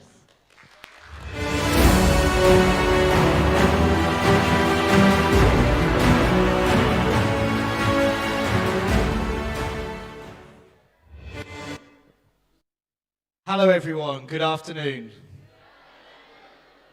I just want to start by saying thank you very much for having me and have the opportunity to judge this competition. It's been really, really good and the standard's been very high, so thank you. Let me introduce myself. I'm Joseph Pace. I am from London, United Kingdom. I've been living in Balikpapan for about 3.5 years. Currently, I'm an English and Humanities teacher at Bina International School. Before that, I was an ESL teacher at English First. I just want to, so I'm supposed to help you with strategies on communication. I just want to start by saying that communication isn't about speaking perfect language. It's actually about connection, okay? I think Ricky eloquently gave lots of strategies on how to communicate effectively with people from different cultures all around the world. I just want to talk about how important practice is and to overcome your fear of trying. If you try, you're always going to grow. So even if you're practicing with your friends, practicing English conversation, if you stop a boule in the street and you want to have a conversation, most will allow it. So it's a good way of practicing. You can also use the language applications that were suggested before, or sign up to a language course. I think we've listened to a lot of lectures this morning, and maybe some of you are a little bit tired. So I wanted to try and energize you this afternoon by let's try practicing now. So anyone can ask me any question, whether it's related to English, speaking English, or strategies, or if you just want to ask me any question. So is anyone feeling brave and want to ask me a question?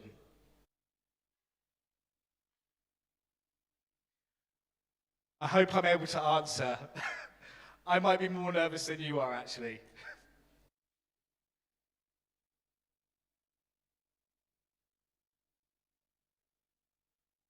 Is there any microphones?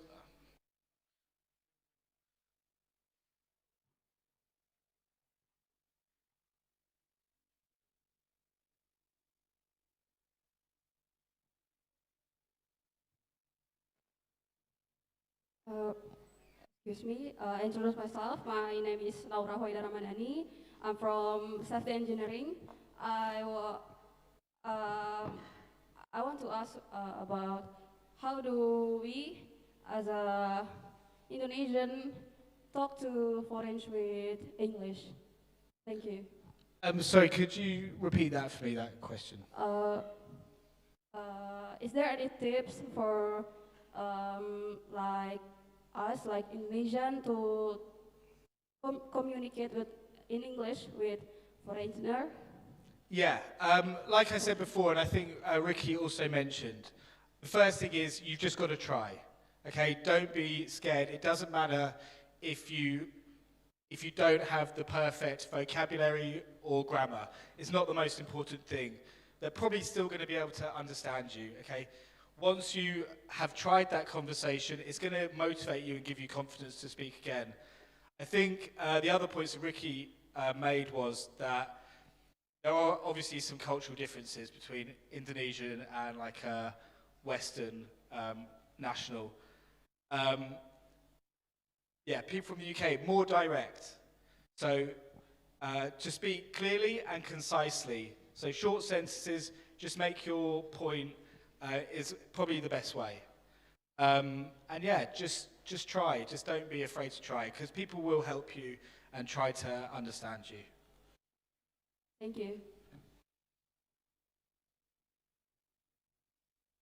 Anyone else? And like I said, it doesn't have to be related to English. If you just want to ask me a question about me, that's also fine.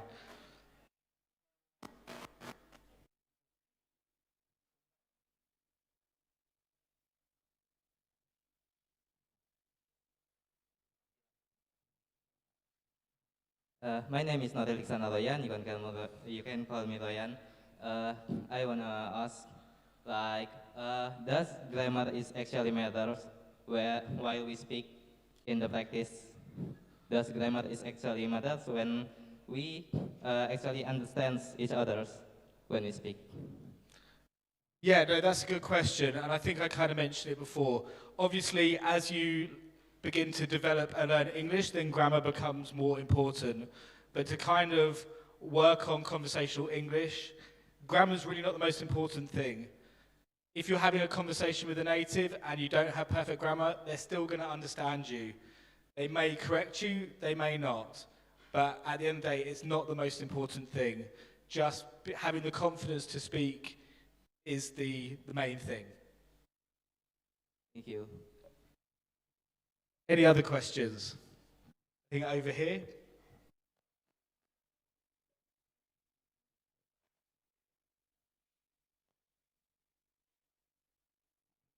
Okay, thank you. First of all, let me introduce myself. My name is Alsabila Yulan Salim. I am from Information System with student number 1025, 1026.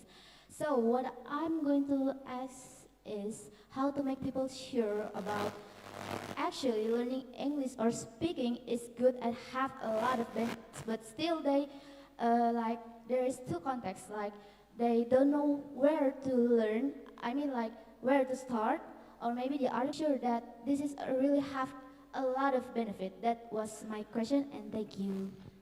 Okay, so the first part of your question is, where's the best place to learn? Like how to start. How to start? Yeah. I mean, to be honest, a good place to start is by learning vocabulary. So you have a tool to be able to use. So vocabulary is very easy to pick up. You can either use a language app, which was mentioned in the presentations before.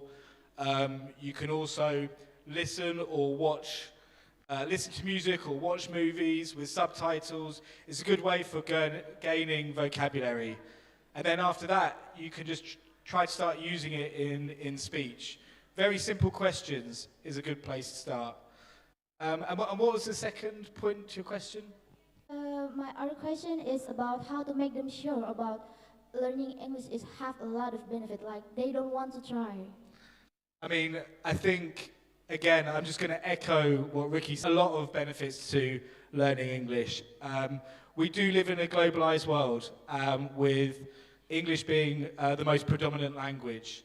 So it can open up a lot of doors, say, for work, for travel, stuff like that. It will make, you can go to any country and probably the common ground via communication is some sort of basic English. I mean, I'm very fortunate. I grew up in an English-speaking country, so it's kind of very easy for me to access things. So I think it's really important for Indonesian students to be able to try and learn English, and it can open up a lot of opportunities. Oh, hello. Okay. Any other questions?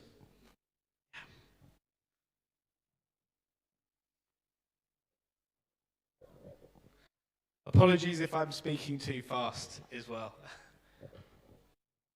Okay, thank you. My name is Laila Priani Amir. I'm from Environmental Engineering. My question is, are there any habits, daily habits, to make us fluent to speaking English? Like that, sir. Thank you. Did you say, are there any bad habits? Any habits? Yes, any habit to make us the college or the students to fluent in speaking English. Yes. I mean,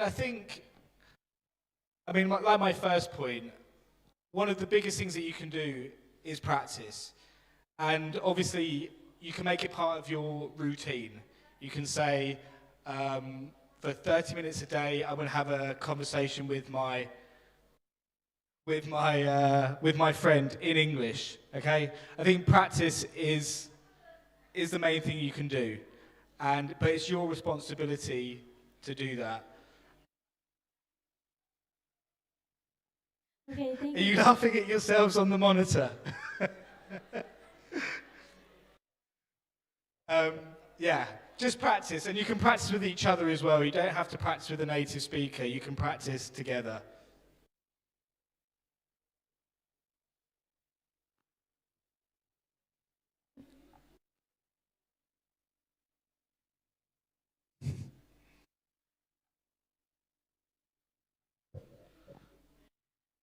Good afternoon, sir.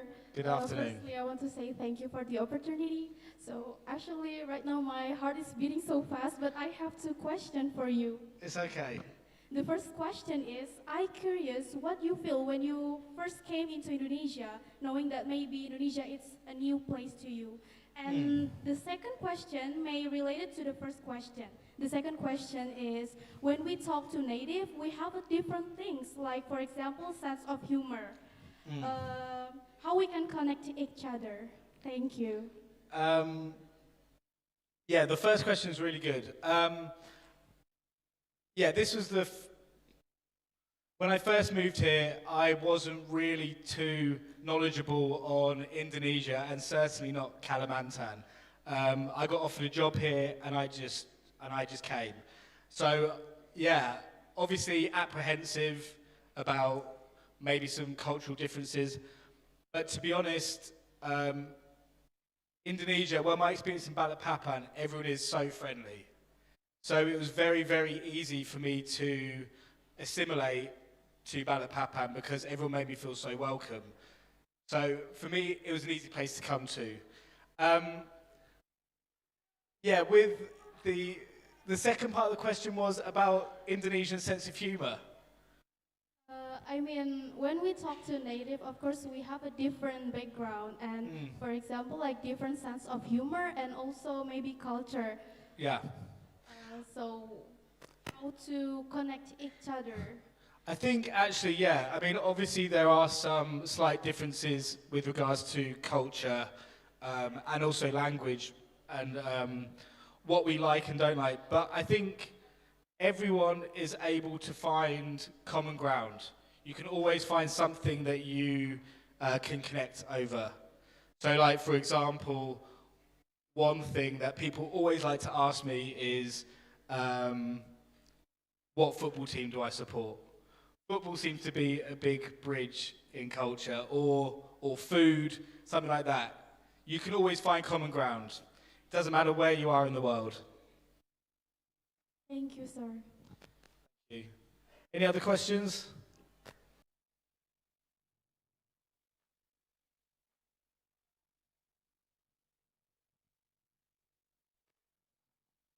Afternoon, sir.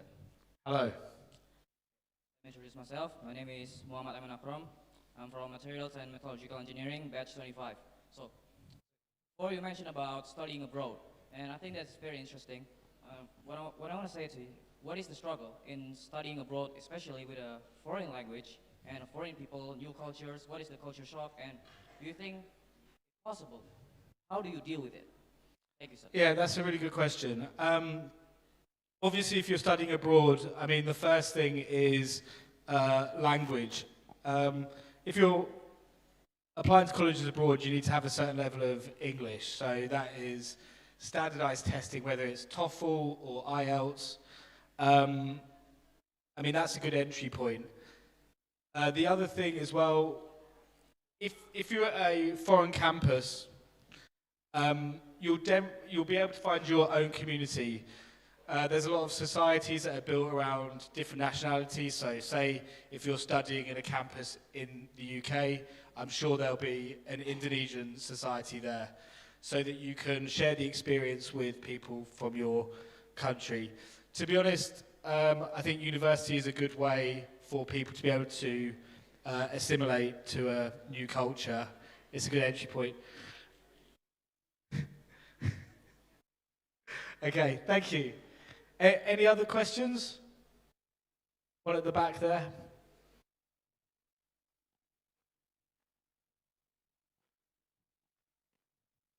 I'm sorry, I have one more question. So apparently, I've got some assignment to write an essay in English. Maybe I would like to hear some tips to write an essay in English from you, especially for someone who uses English in daily. Yeah. Yeah. What kind of tips are you after? Maybe some. Sometimes I'm trying to write an essay in English with some kind of same conjunction like because of or some kind of basic conjunction. Maybe you could give me some tips. Yeah, I mean, that's a difficult question to answer. It really depends on the essay or the context. I guess that you can you can mess around with different sentence structures, whether it's minor sentences or major sentences. You can you can use more advanced vocabulary. So if you have a base vocabulary, you can then look for synonyms for more advanced vocabulary. Yeah, that's a difficult question for me to answer because it really depends on what your essay is. Yeah, I hope that's okay. Thank you. Okay. Any other questions? Maybe if someone has a question, if they're interested about anything about the UK or London or my experiences here, something like that. Oh. Let's go for one more question. Or maybe I'll select someone at random.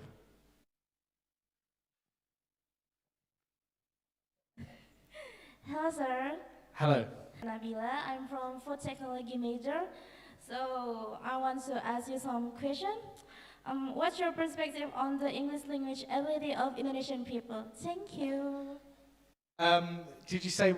Could you repeat that for me, please? It's like English ability of Indonesian people. So like, what's your perspective if you see Indonesian people's like, what's Okay, I understand the question. It's really varied, I think, with English ability in Indonesia. I guess it really depends from location. For example, maybe Indonesians, I'm trying to see how I can frame this. Maybe the standard in Balikpapan might be lower than in somewhere like Jakarta, which is more cosmopolitan and is used to more international people living there. So I think it really does depend on the location. It's so varied, but in general, in this kind of education setting, I think the standard's quite high. Also, I teach at an international school, which the level is like they are native speakers. So I think it really is very dependent on location and probably education as well. But for example, I used to live in a country called Nicaragua in Central America. I was working there, and I would say that the majority of the population had zero English. So it was really, really difficult to operate there. And that was a conscious decision by that country not to have it part of the education system. So I think in terms of that, Indonesia is placed a lot higher than that.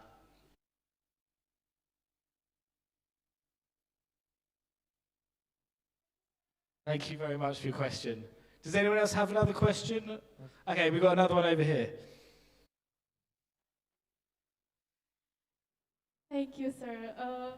I'm sorry for at the first I forgot to introduce myself. My name is Mei Shifa. I'm from Food Technology study program. So my question is, I really want to know about your story, and also I want to know about London. What is city London's like? Because we just, I know from a movie or story, or maybe just from social media like TikTok's London, it's such a beautiful country. Thank you. Okay. So, I guess I can start with my own story. So I'm actually from a town just outside of London, about an hour away.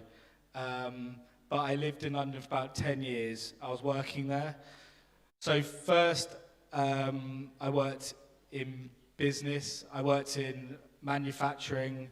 I worked in lots of different industries, in sales, logistics, operations. And I also worked for an international NGO in Nicaragua and Costa Rica. I've done lots of different things. And then, yeah, because of COVID, unfortunately, I had my own businesses. I was strongly affected by COVID, so I had to close.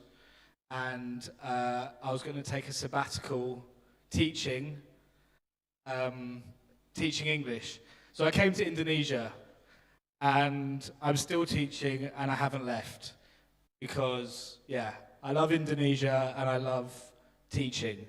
So, yeah, it was a good move in the end.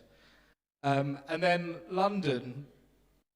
London is an amazing global city, very international, so much varied culture.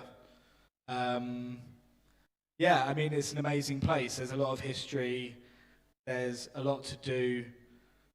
I did really love my life there. But it's very, very expensive. I mean, crazy expensive. So, number one, I don't miss that. And actually, yeah, I think it's like being in any really big city, maybe similar to being in Jakarta. You have to deal with traffic, you have to deal with lots of people. It's not very relaxed. But whereas when I came to Balikpapan, and it's quite a small city, yeah, I felt a lot more relaxed. So that's another reason I haven't left. Yeah. Thank you.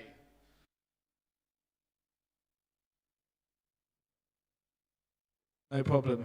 Does anyone else have any questions? Maybe we'll do one more, or two more. Yeah, we'll do 1, 2. Okay.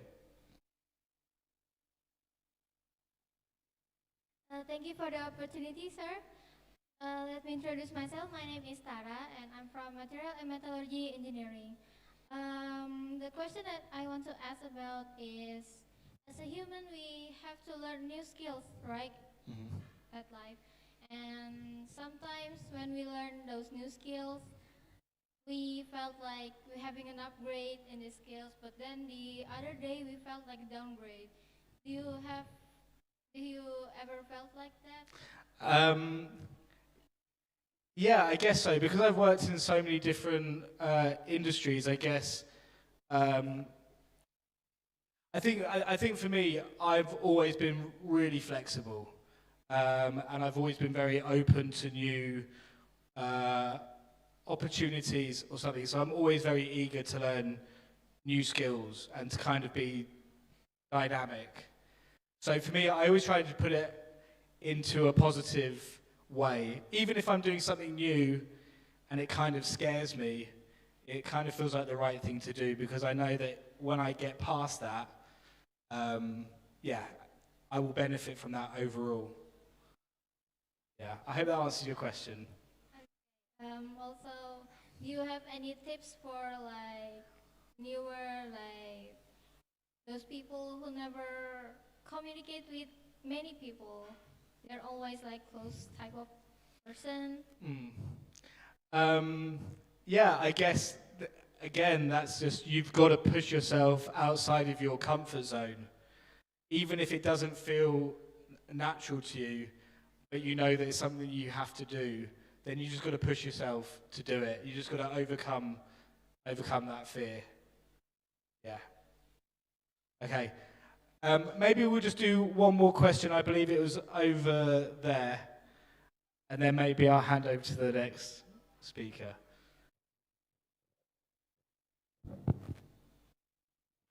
Okay, once again, thank you. I'm Salsabila Yulan Salim. I am information students. I am information system students, and my question is about. Actually, I have some wish list for doing a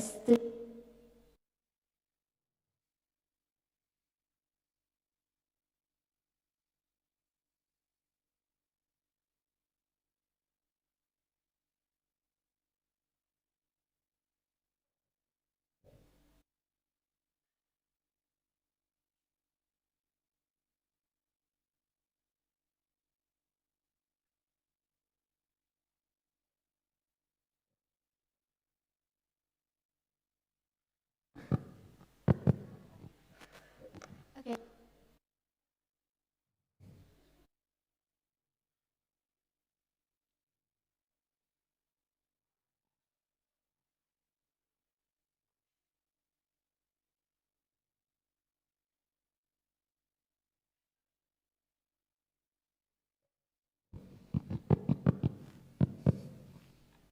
Okay, sorry. So my I'm saved by a technical difficulty.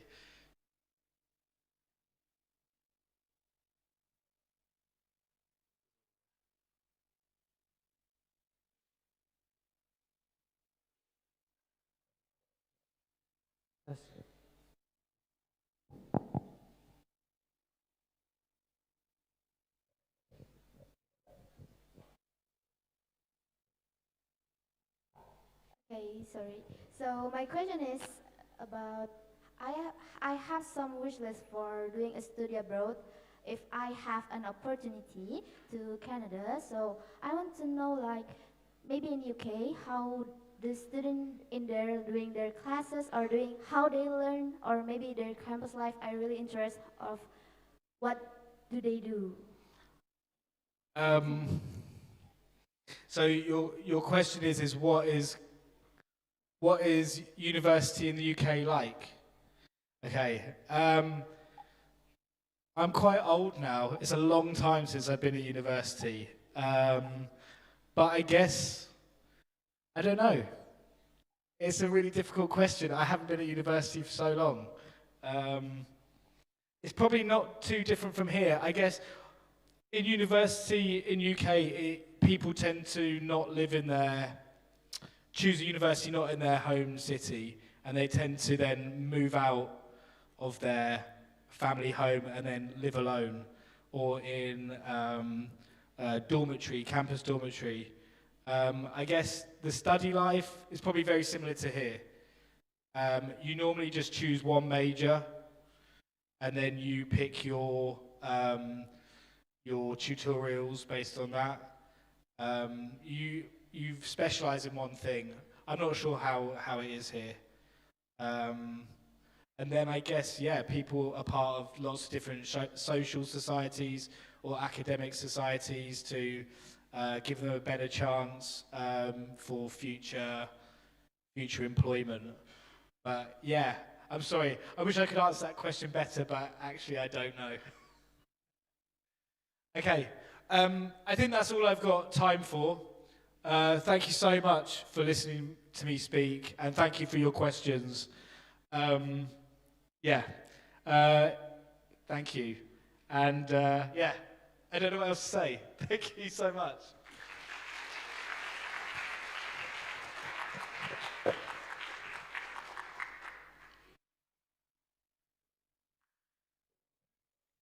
Thank you so much, Mr. Joe, for the fun and inspiring sharing session. And now, let's move to our final speaker of the day. Please welcome our third speaker, Miss Pipit Andriani, SPD SSMH, who will deliver a session about public speaking. Miss Pipit Andriani is an English teacher at Surabaya International School and an experienced debate coach. To Miss Pipit, the time is yours.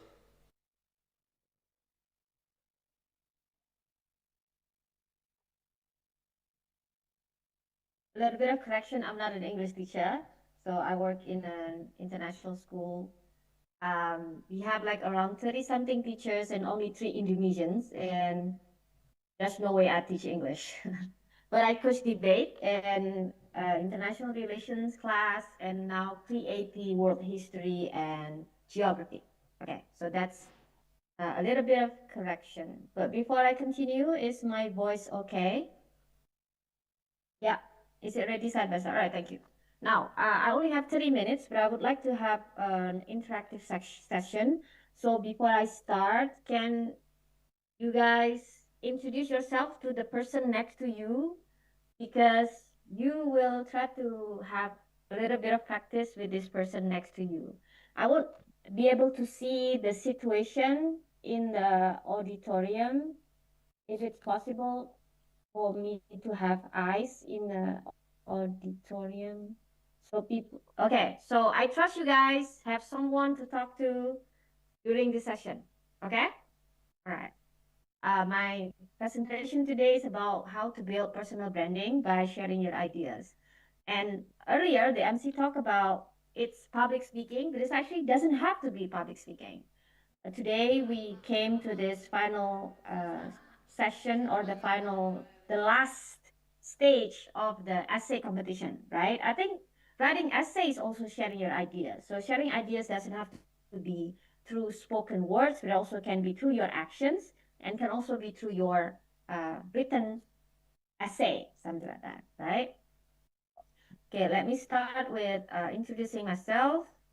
Now I'm in Surabaya. I work at Surabaya Intercultural School. Before I moved to Surabaya, I used to work at Sekolah Indonesia Netherlands. It's the government school in the Netherlands. And then after that, Medan International School. And now I'm in Surabaya, growing roots. In contrast to what I used to believe, I would move every 5 years to a different city or different country, something like that. But then I found myself 12 years in Surabaya as of now.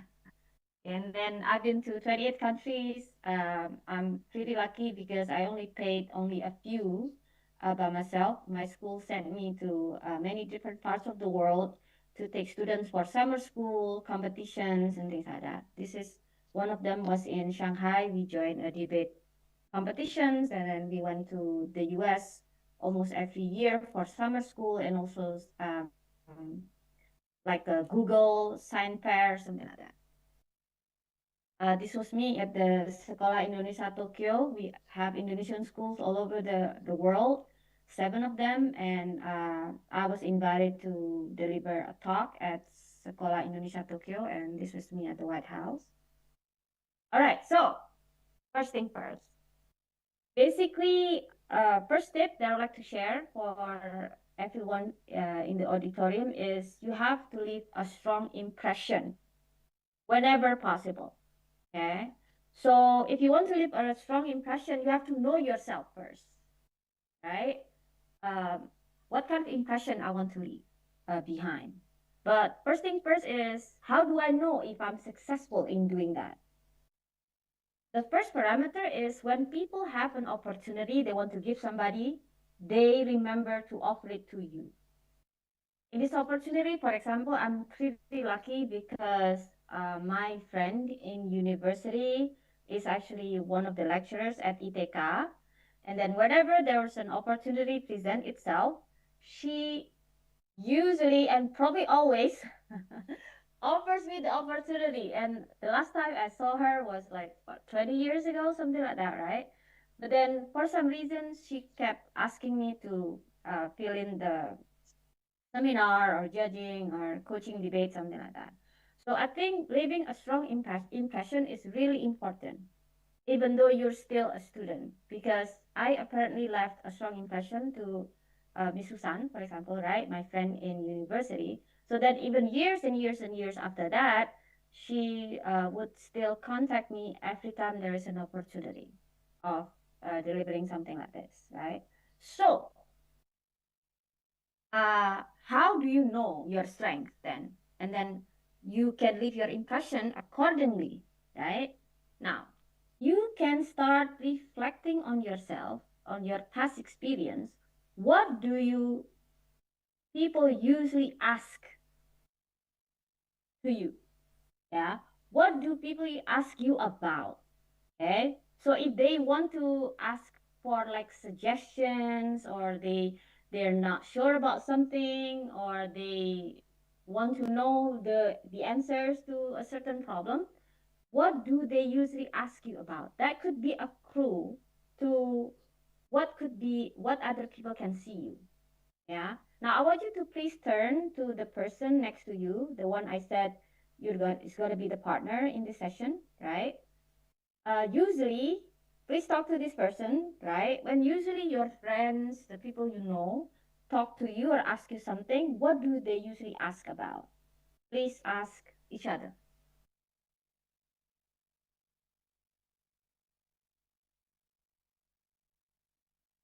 One online can ask their imaginary friends for now. Right, done? Yeah, okay. So I hope it's done because that can be a good clue. For example, I have two friends who live abroad. Let's say it's same country, the UK, same city, London, right? Two people live there from Indonesia, and then they check their DM on Instagram, they check their private message on Facebook. People ask them different questions. So one of them get asked a lot about how do I get a scholarship? How do I pick the best one? What are your tips? Blah blah blah. How do I answer difficult questions? Things like that. Usually about scholarships. While my other friend, he got totally different questions on the end. Like uh, how do I get a bule boyfriend or girlfriend? How do I, what skincare do you use, or all of these things, right? See, so all of these questions can be a clue to you of what kind of branding you usually have. So actually, it's reflected on what kind of questions they ask you, because they see you as, oh, you are good at doing this, or at least their impression is you're good at it, so that's why they ask you, right? So then after finding or reflecting on these things, like, okay, people usually ask me about this, do you think that is in line with what you want? Okay, you think that is in line with what you want or not? If you see a lot of people ask you about scholarship, that means they see you as someone who is an expert in scholarship, and that is what you want, go ahead. That means you're on the right track. But if people ask you something so trivial that you think is not important, you feel like, well, why do they ask me? I mean, I'm not that kind of person or something like that. That means there's something wrong with your personal branding and something needs to be done to somehow improve the situation. Okay. But that could be a clue to you about where to start. They said knowing the problem is half the solution already. So if you know what the problem is, then at least that's already, on your way to get a solution halfway there. And then the next one is sometimes I'm also guilty of this, which is we're not interested in other people anymore. Like we sit together in the lobby of a doctor's office, for example, waiting for our dental appointment, something like that. We do not talk to people beside around us. We are usually glued to our phone or doing something, I don't know, doing catching a deadline, something like that, right? Well, usually we don't know who we are sitting next to, right? Every individual is a door to a new world. So if you're interested in, if you have an opportunity to get to know someone, try to be interested. There's always something you can learn from them, basically. And a lot of people think, how do I look interesting, right? A lot of us try to uh, work on the physical department. We want to look interesting. We want to beautify ourselves. We want to have a six pack, something like that, right? But generally, in public speaking, if you want to look interesting, you actually have to be interested in other people, right? So other people do not feel like they talk to the wall when they talk to you. Who can spend 5 minutes talking to them? Well, we are guilty of talking to the wall, but for a totally different reason. But then, be interested in other people and always feel like there's something new you can learn from them. And who knows, this person maybe own a business and you share a contact or maybe following each other on Instagram. When you graduate university, the person remember you. Hey, why don't you work for my company or something like that, because you left a strong impression on this person. Now, for example, the one I experienced myself was when I was 19. I got the first opportunity to go abroad. It was to the UK. Actually, there was a presentation in my school, that in my university, of offering these opportunities to go to the UK for the cross-cultural understanding. I wasn't even at the presentation that time because I was not uh, around for some reason. I don't remember how, but I wasn't in the presentation. But the only reason I got in is because one of the lecturers actually contacted me. There was no handphone that time. She called my kos-kosan. She called my kos-kosan and then told me there's this opportunity to go to the UK, blah, blah, blah, and the deadline is tomorrow. And imagine if my lecturer did not even tell me about that presentation. And then of all everybody else she could contact me out of 3 other people she contacted. So I was really lucky that time. At least, I left a strong impression to my lecturer. So then she was willing to go far and beyond, as even calling my boarding house that time. So do not underestimate every individual that you actually know. You don't even know what type of opportunity you can get just by getting to know them. Next one. Okay, next one is you actually have to adopt the can-do attitude. I will share my Instagram account later on, but actually today I have 5 hours of this essay judging competition, and then after that 4 hours of debate training, 1 hour of essay, and then another 30 minutes of public speaking session tonight. Actually, today is Saturday. I'm dying for a nap right now, but then you have to adopt this can-do attitude, even though you have to sacrifice your personal comfort, or sometimes you have to somersault in your brain, try to get things through out of this, right? Then always try to be optimistic that yes, I can fit in the time. I do have the time for it. I just need to probably cut down on my going outside or something like that, right? Or scrolling on TikTok, something which is probably not going to affect you in the next 5 years. So always adopt the can-do attitude. And if you really have to decline about something, make sure it's really dead end, because you really cannot. My personal story about it is when I was offered to be the guide for my school students to go to summer school in the US, I had to take 12 students from Surabaya to Seattle, Washington State. And I had never been to the US. I had to do it all by myself because all other teachers had their own summer plans. And no one wanted to take the students to this Seattle UW, we call it this university. And then I had never been to the US. I could not even drive uh, in the US side, something like that, right? But then I said yes. I will figure it out how to do it, but for now I will say yes. And then I took advantage of all of my friends I can ask about. Anyone I know in the US, I can ask as much information as I can, research, things like that. And then I said yes. And from now on, from that moment on, I took these students to the US almost every year until the pandemic, at least that time. Because after the pandemic, of course, a lot of things changed. But that's actually the can-do attitude that I would like you to also adopt. Sorry. Next one is from Larry Page. I think you know, you guys, this one of the founders of Google, right? Always deliver more than expected. So how to do it? First thing is no such thing as over preparation, right?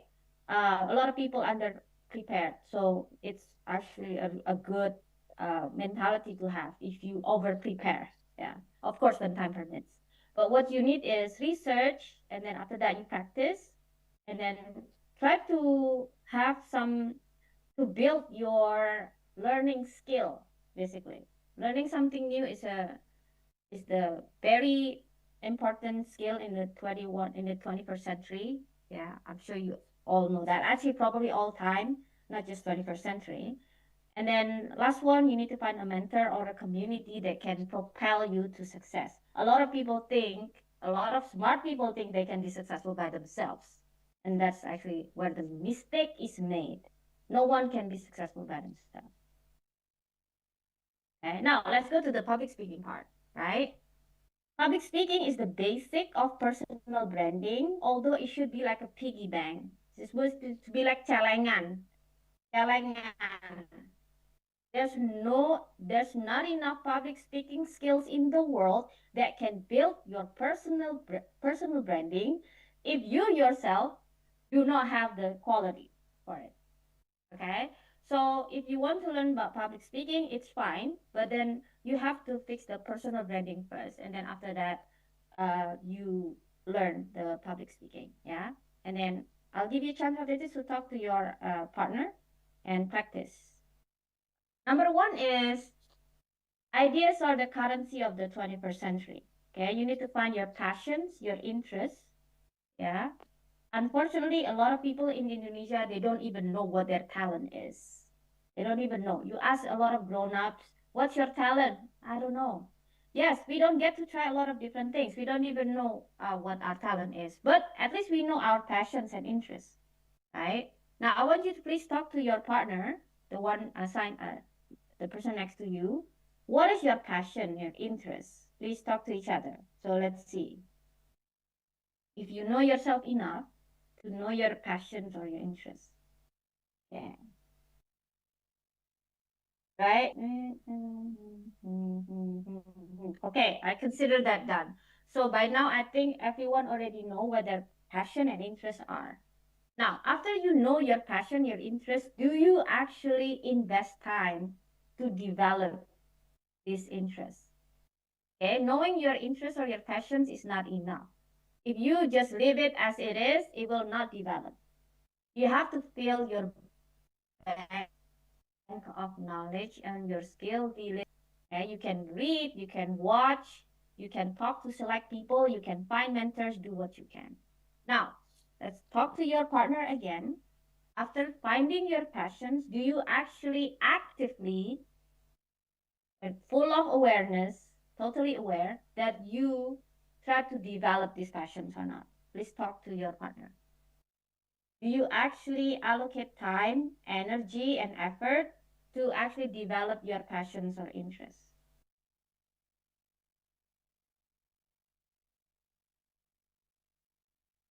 Okay, I hope by now you get the answer. If you already invest time, money, and energy or effort to develop this passion and interest, consider yourself on the right track. If you have not, then you know where or how this passion somehow is just stuck, right? Doesn't develop into skills.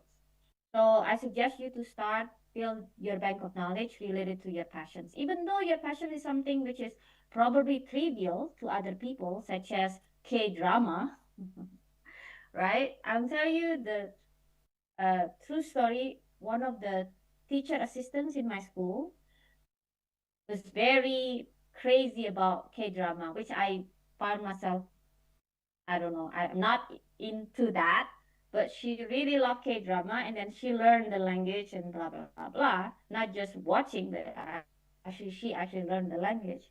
During the pandemic, when my school had to let go of a lot of staff, then suddenly the wake-up call for everyone. The school had to choose which one staying, which one is actually had to go, right? Sadly, it happened to a lot of companies and schools, something like that. And then this TA, despite being new, a new TA, she actually got to stay because she had one more skill on her list, which was Korean language. And you know, this is international school, so a lot of Korean kids actually are the one of the students, right? So because she knew Korean language, learning it from K drama, and then she got to stay even though she was a junior a TA in my school, for example. So see, you don't know when you're actually gonna need it.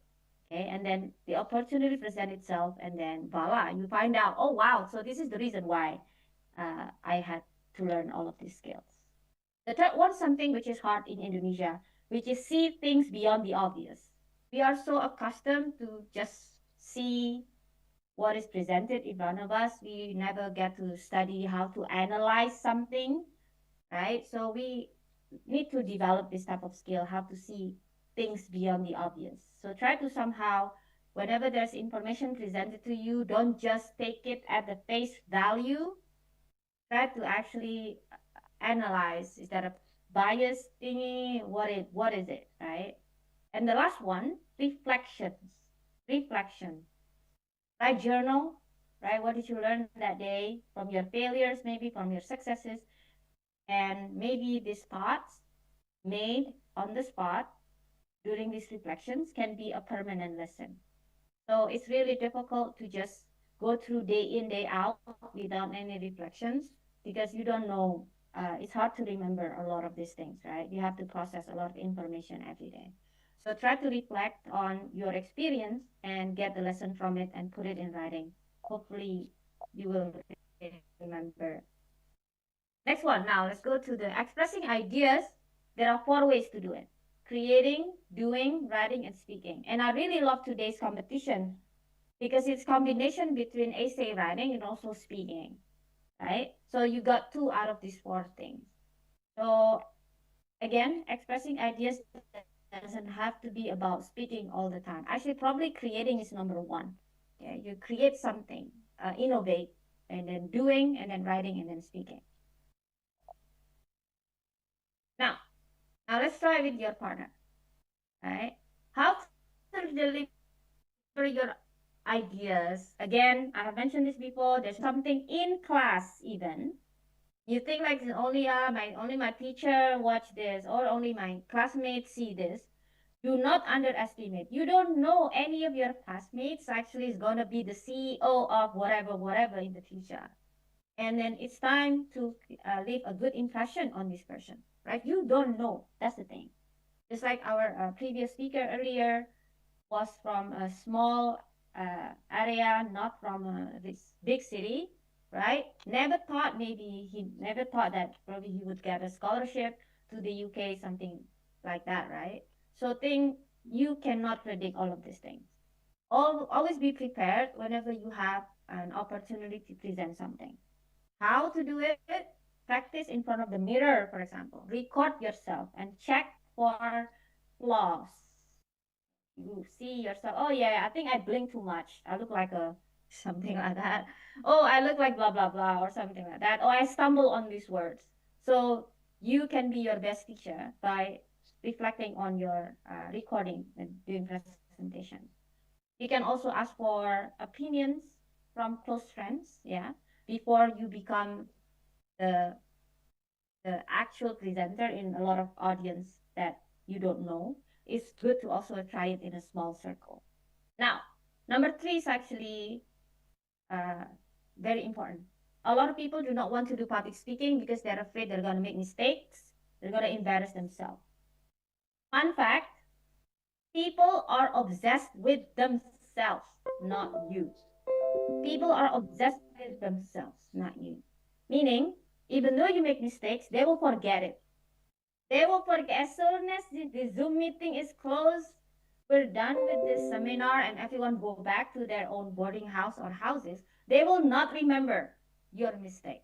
The only person who remember your mistake is you, right? Which is shame because that's the one that's stopping you from trying.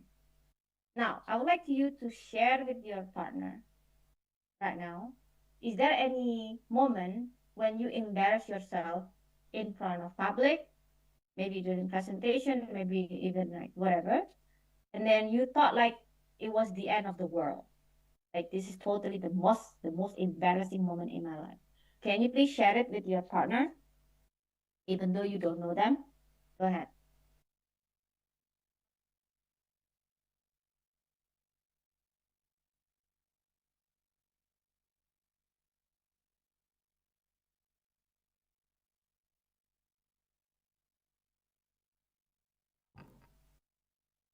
Okay, thank you, Ms. Pipit and guys. Is there any questions regarding the Wait, not yet. Sorry. Oh, Are they done?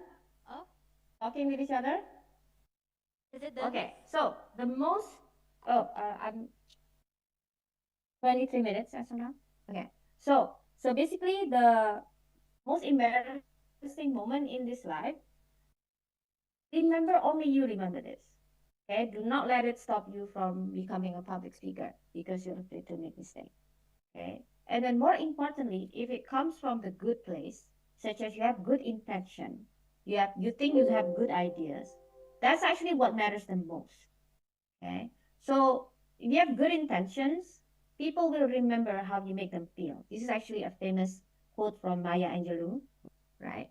So always focus on how you make them feel. And this is actually the last one. Yeah. So last thing that we need to remember, take advantage of your excitement, your interest, your passion. Earlier, you already found out, I hope, after talking to your partner. Okay. After you're done, build your bank of knowledge about this passion. Okay. And then if you want to have a really good speech, for example, at least make it logical.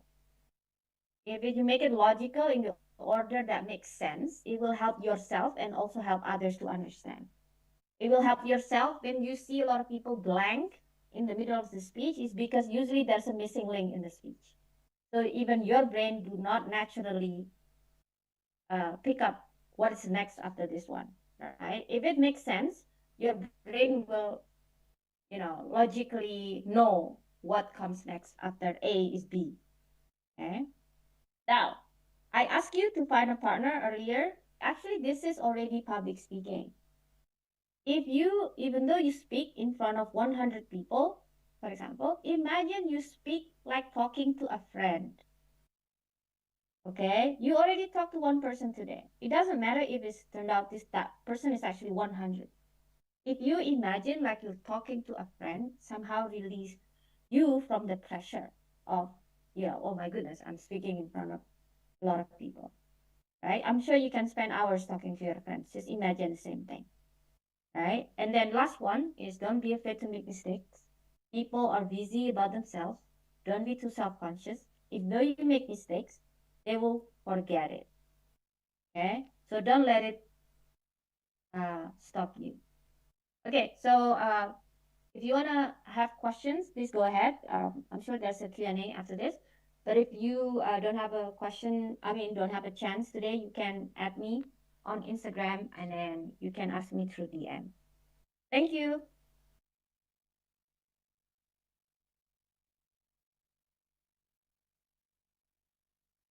already muted?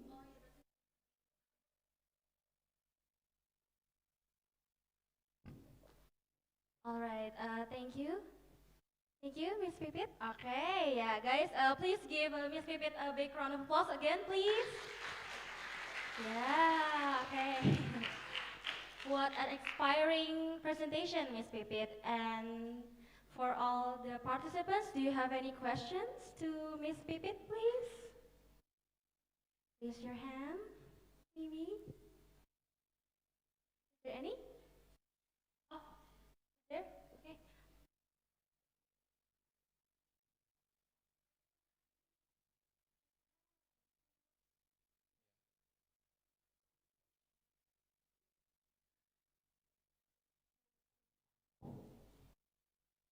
Okay. Uh, so my name is Naila Zalfakirani. I am from Food Technologies major. So I have a question for you, Ms. Bibi. You mentioned it before about finding a mentor or community, because some people think we can success by ourselves, padahal tuh enggak kayak gitu. So do you have any tips for finding a mentor or community? Thank you. Okay, do I answer right away? Yes? Okay. Thanks to the gift of the internet, a lot of people who have the same or similar interests, they can find each other, right? So I suggest you to find any maybe organization, maybe informal clubs that actually have the same interests as you. And then if you are able to enter their community, usually there's already stratification in order. Usually there's a leader, there's like, although not not formally, yeah. And then you can try to find your mentor there. But whatever interest you want or you are interested in, I'm pretty sure there's a club or a community somewhere out there, right, to try to join them. For me, I like book clubs. Like I joined like 3, 4 book clubs, and then after getting busier, then I only now have 2 left, something like that. So I try to have people with the same passion as me, and then propel me to also do the same thing. If I don't have this book club, probably I do not keep my promise of reading 1 book a month. And then because of I'm joining this book club, oh no, I have to present a book 2 weeks from now. Like it or not, I have to finish it, right? And then that actually can propel you to be more active and be more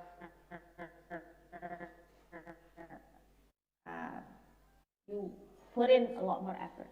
So if well, time is very limited, but I would like to ask you, what is your passion? What is your passion? And I know who was the one speaking, asking question earlier. What was your passion? So I can give a concrete example.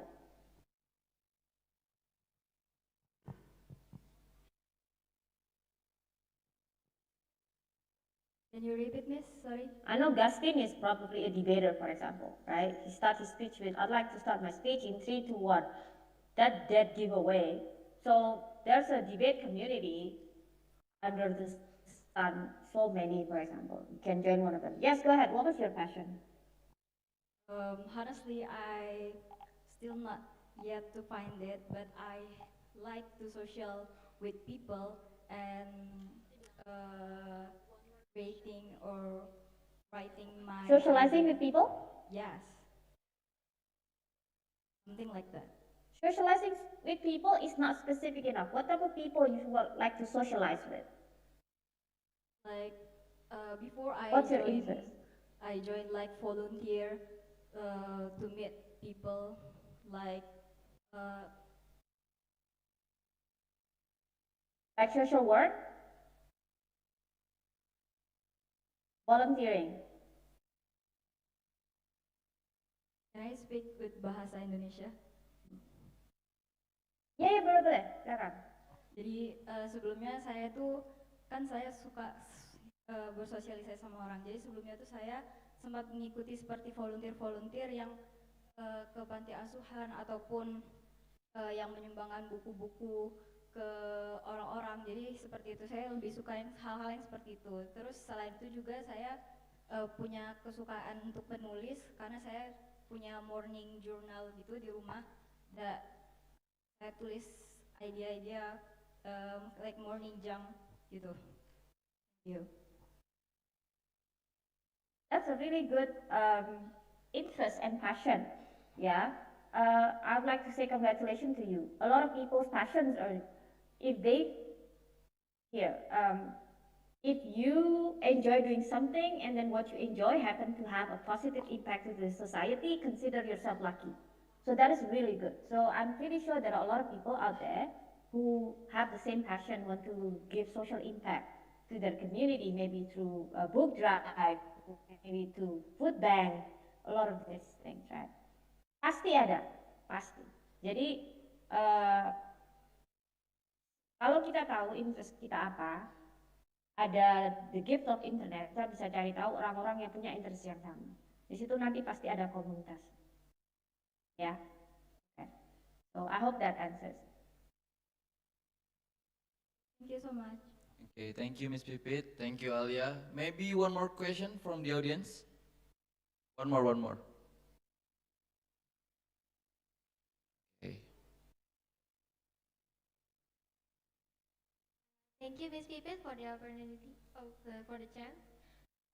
Introduce myself. My name is Taraina Dewi, and I'm from Material and Metallurgy Engineering. So my question is, how do you find a friend abroad, and what the first topic that you talk with them? Like the voice is so low, I'm not sure I can pick that up. Okay, let me repeat it. Yeah. How do you find a friend abroad, and what the topic that you discuss with them at the first time? What topic some topic that interests you, obviously, right? Yes, someone mentioned about, who was it? Yeah, SC, I think. Who translate the anime earlier? Was it SC? Yeah, SC or something, one of the contestants.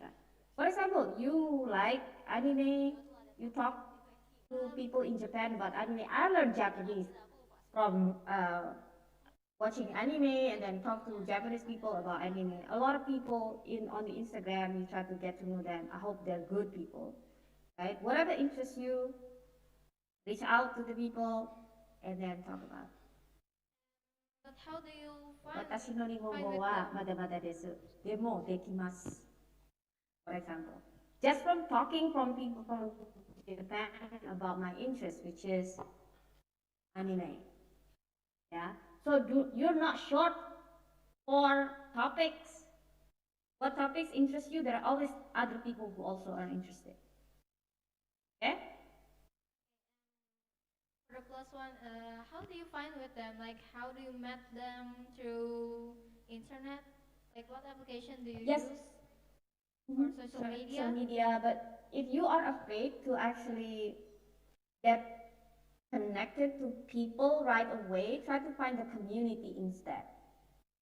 So I have Toastmasters community, I have book clubs community. So if you know them through a certain medium, it somehow leaves you the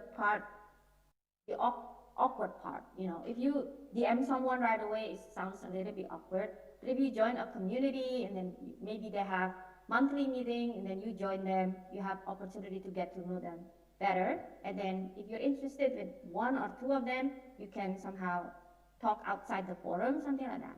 But then I suggest you to join a certain community from the internet. That is in line with your passion. Thank you, Miss. Thank you, Ms. Pipit, and thank you for participant. I think time's up, no? Okay. Okay, can we give another big round of applause for Miss Pipit and for all the participants? Thank you. Now, please, everyone who, to our participants who already asked at Mr. Joe presentation before, please come forward joining us to the stage, please, because there is a merchandise. Untuk teman-teman yang tadi bertanya di sesinya Mr. Joe, bisa bersamai kami di panggung.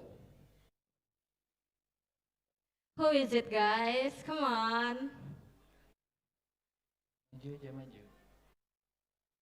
Who is it?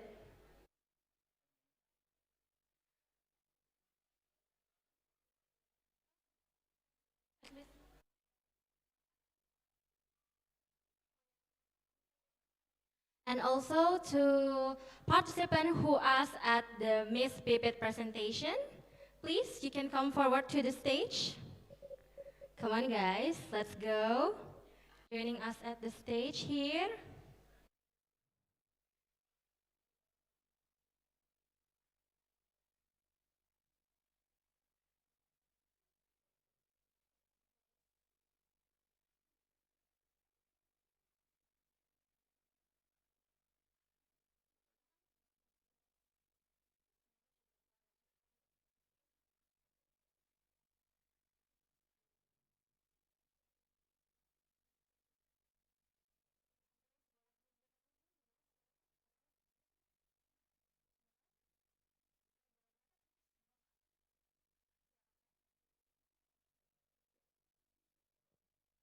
Okay, please, the committee, you can give the symbolic merchandise to all the participants.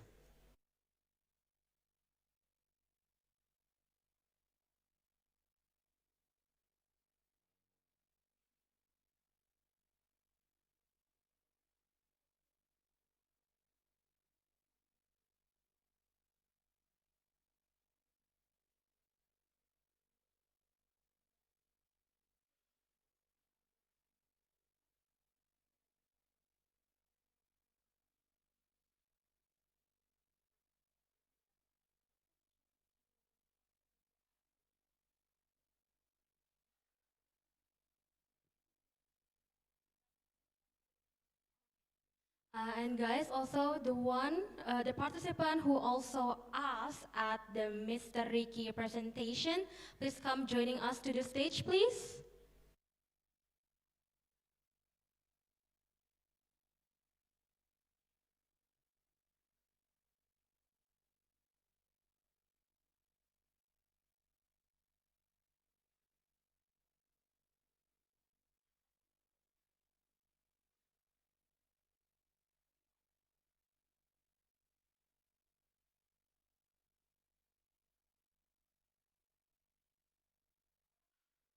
All right, okay, congratulations guys. Please give them a big round of applause. Yeah, okay. Thank you everyone. You may come to your seat.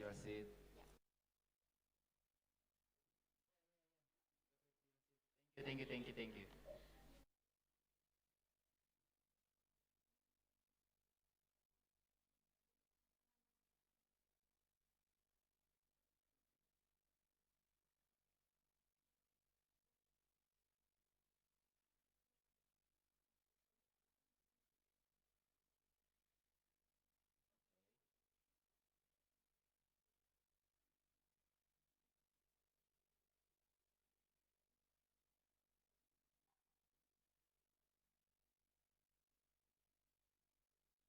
Ladies and gentlemen, it's finally the moment we've all been waiting for. The awarding ceremony.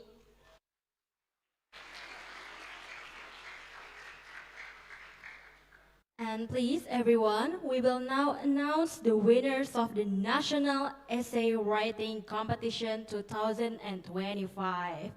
And before we announce, do you have any favorite or do you have any nominations to all the winners? Guys? Okay. Yeah, okay.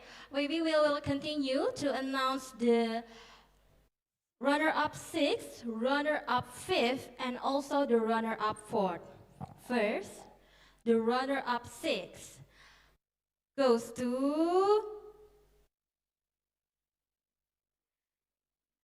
Sabrina Salsabila. Congratulations, Sabrina! And and the fifth goes to Mary Ardiani. And the fourth runner-up is Esidia Zafira.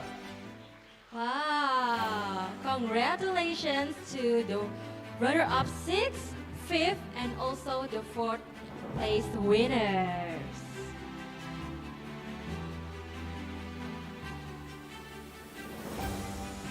Now, we will continue to announce the main winners of this National Essay Writing Competition 2025. Let's start with the third place winner. Congratulations. Oh yeah. Any favorites, guys? I mean, like, who is your favorite participant? Who do you think will win this? Justin? Oh, I hear Justin. Another name, please. Is there? Justin? Justin? Oh, okay. Everyone has their favorite, yeah? Okay. Nice.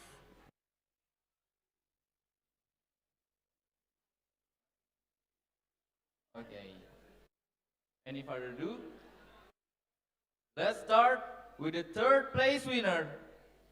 Congratulations to M. Jody Septian Wahyudianto.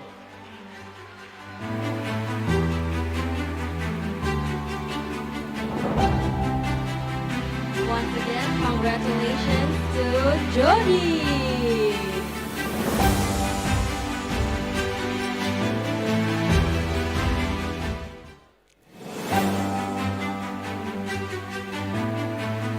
Next, we will hear for our second place winner. But do you have any names for or recommendation or your favorite for the second place winner? I hear Pualam. Pualam or Gastin? Ah, okay. I think the participant know, yeah. Okay. All right, let's continue. Next, our second place winner. Congratulations to Pualam Abadi Nusantara.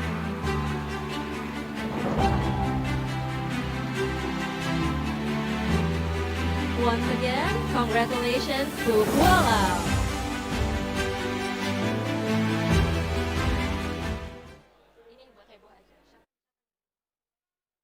And finally, our first place winner. Please give them a huge round of applause. Gastin Gabriel Dangwa.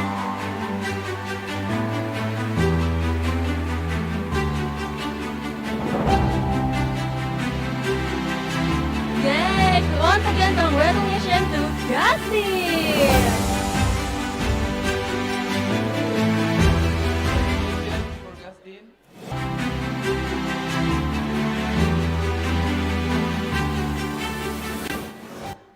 All right, congratulations to all winners and finalists for your amazing achievement. Please give a round of applause, everyone.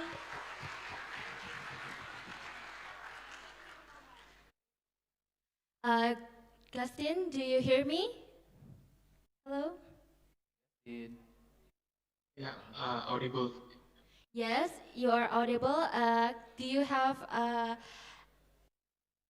anything to say? Yeah, anything to say as everyone here? As the first place winner, please? Okay, first of all, I want to say thank you to all the committee. It's a very amazing competition, I feel, because it's a very complex between essay and also speech competitions. And this is also my first time joining this kind of competitions, so I feel very grateful and honored to become part of the finalists. Also, it's also a pleasure to meet with amazing judges from Mr. Joe, Mr. Ricky, and is Pipit. I gained a lot of knowledge from you guys and the fellow delegates, also the finalists. You guys are amazing, bringing up new idea and also having a very engaging way in explaining your topics.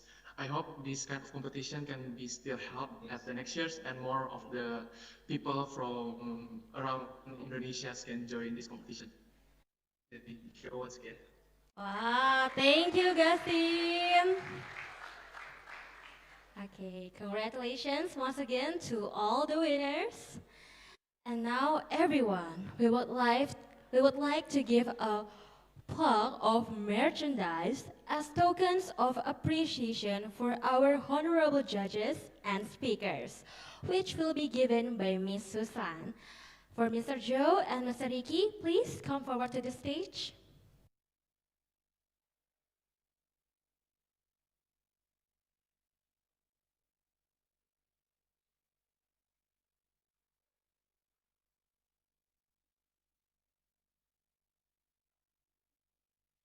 And please, we kindly invite Miss Susan to give the first one is the plug of merchandise.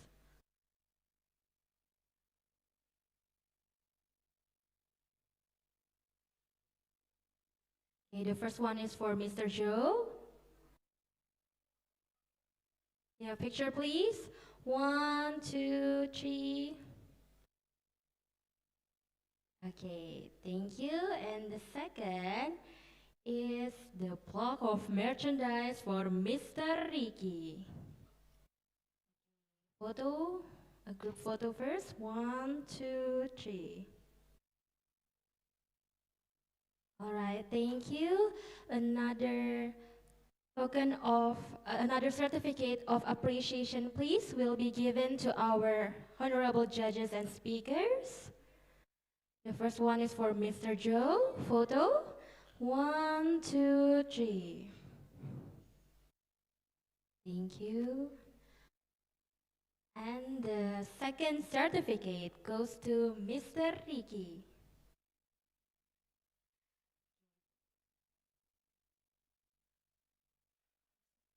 One, two, three.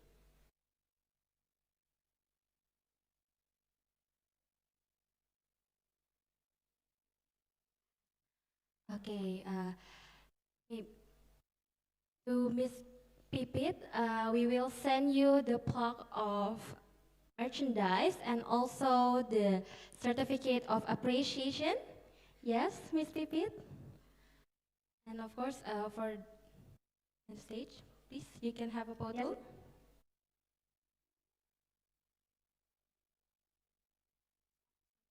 Okay, all right, everyone. We also kindly invite the lecturers to join us for the group photo.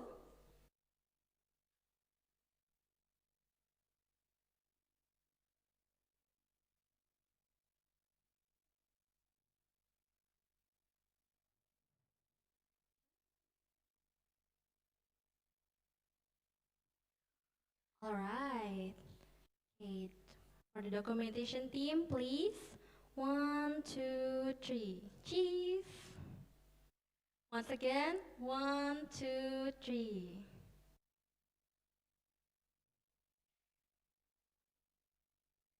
Okay, specta pose, please. Yes. Okay. 1, 2, 3. Once again, 1, 2, 3. Okay. Yeah, thank you. And also, guys, to all the audience, please, you may stand up and gather at the center of the venue because we're gonna do a group photo. Okay, come on. Let's go, guys. Please stand up and gather at the center of this venue. Mendekat ya, ke tengah, mendekat ke tengah ya. Okay, we also, yeah. We also invite our committee, all of the committee to join us, please. Okay, to all the students committee, please, you can join us.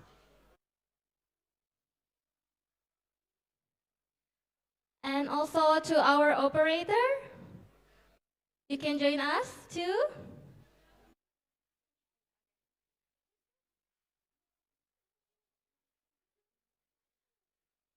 The documentation for the documentation team, is it good? Is it all right? Okay, okay, okay. Are you ready, guys? Ready, ready? Okay, okay. Come close. Okay, come closer. Okay.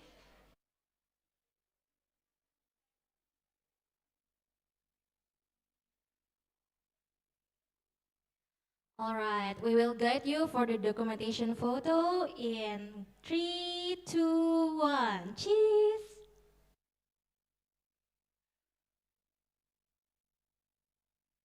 Okay. Okay, maybe we can try another pose. 3, 2, 1.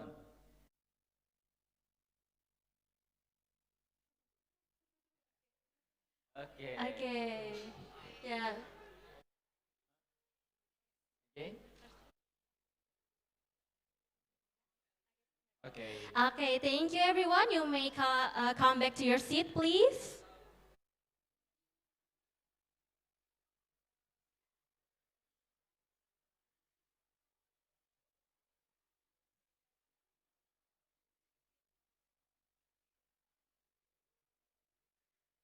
All right, everyone. Once again, thank you for being part of the awarding ceremony of National Essay Writing Competition 2025 and Public Speaking Seminar. We truly appreciate your passion, creativity, and enthusiasm. We hope this event inspires you to keep writing, speaking your ideas, learning many things, and connecting through language and technology. See you next time, and congratulations to all winners, and thank you to all participants and audience. Thank you, thank you. Bye bye.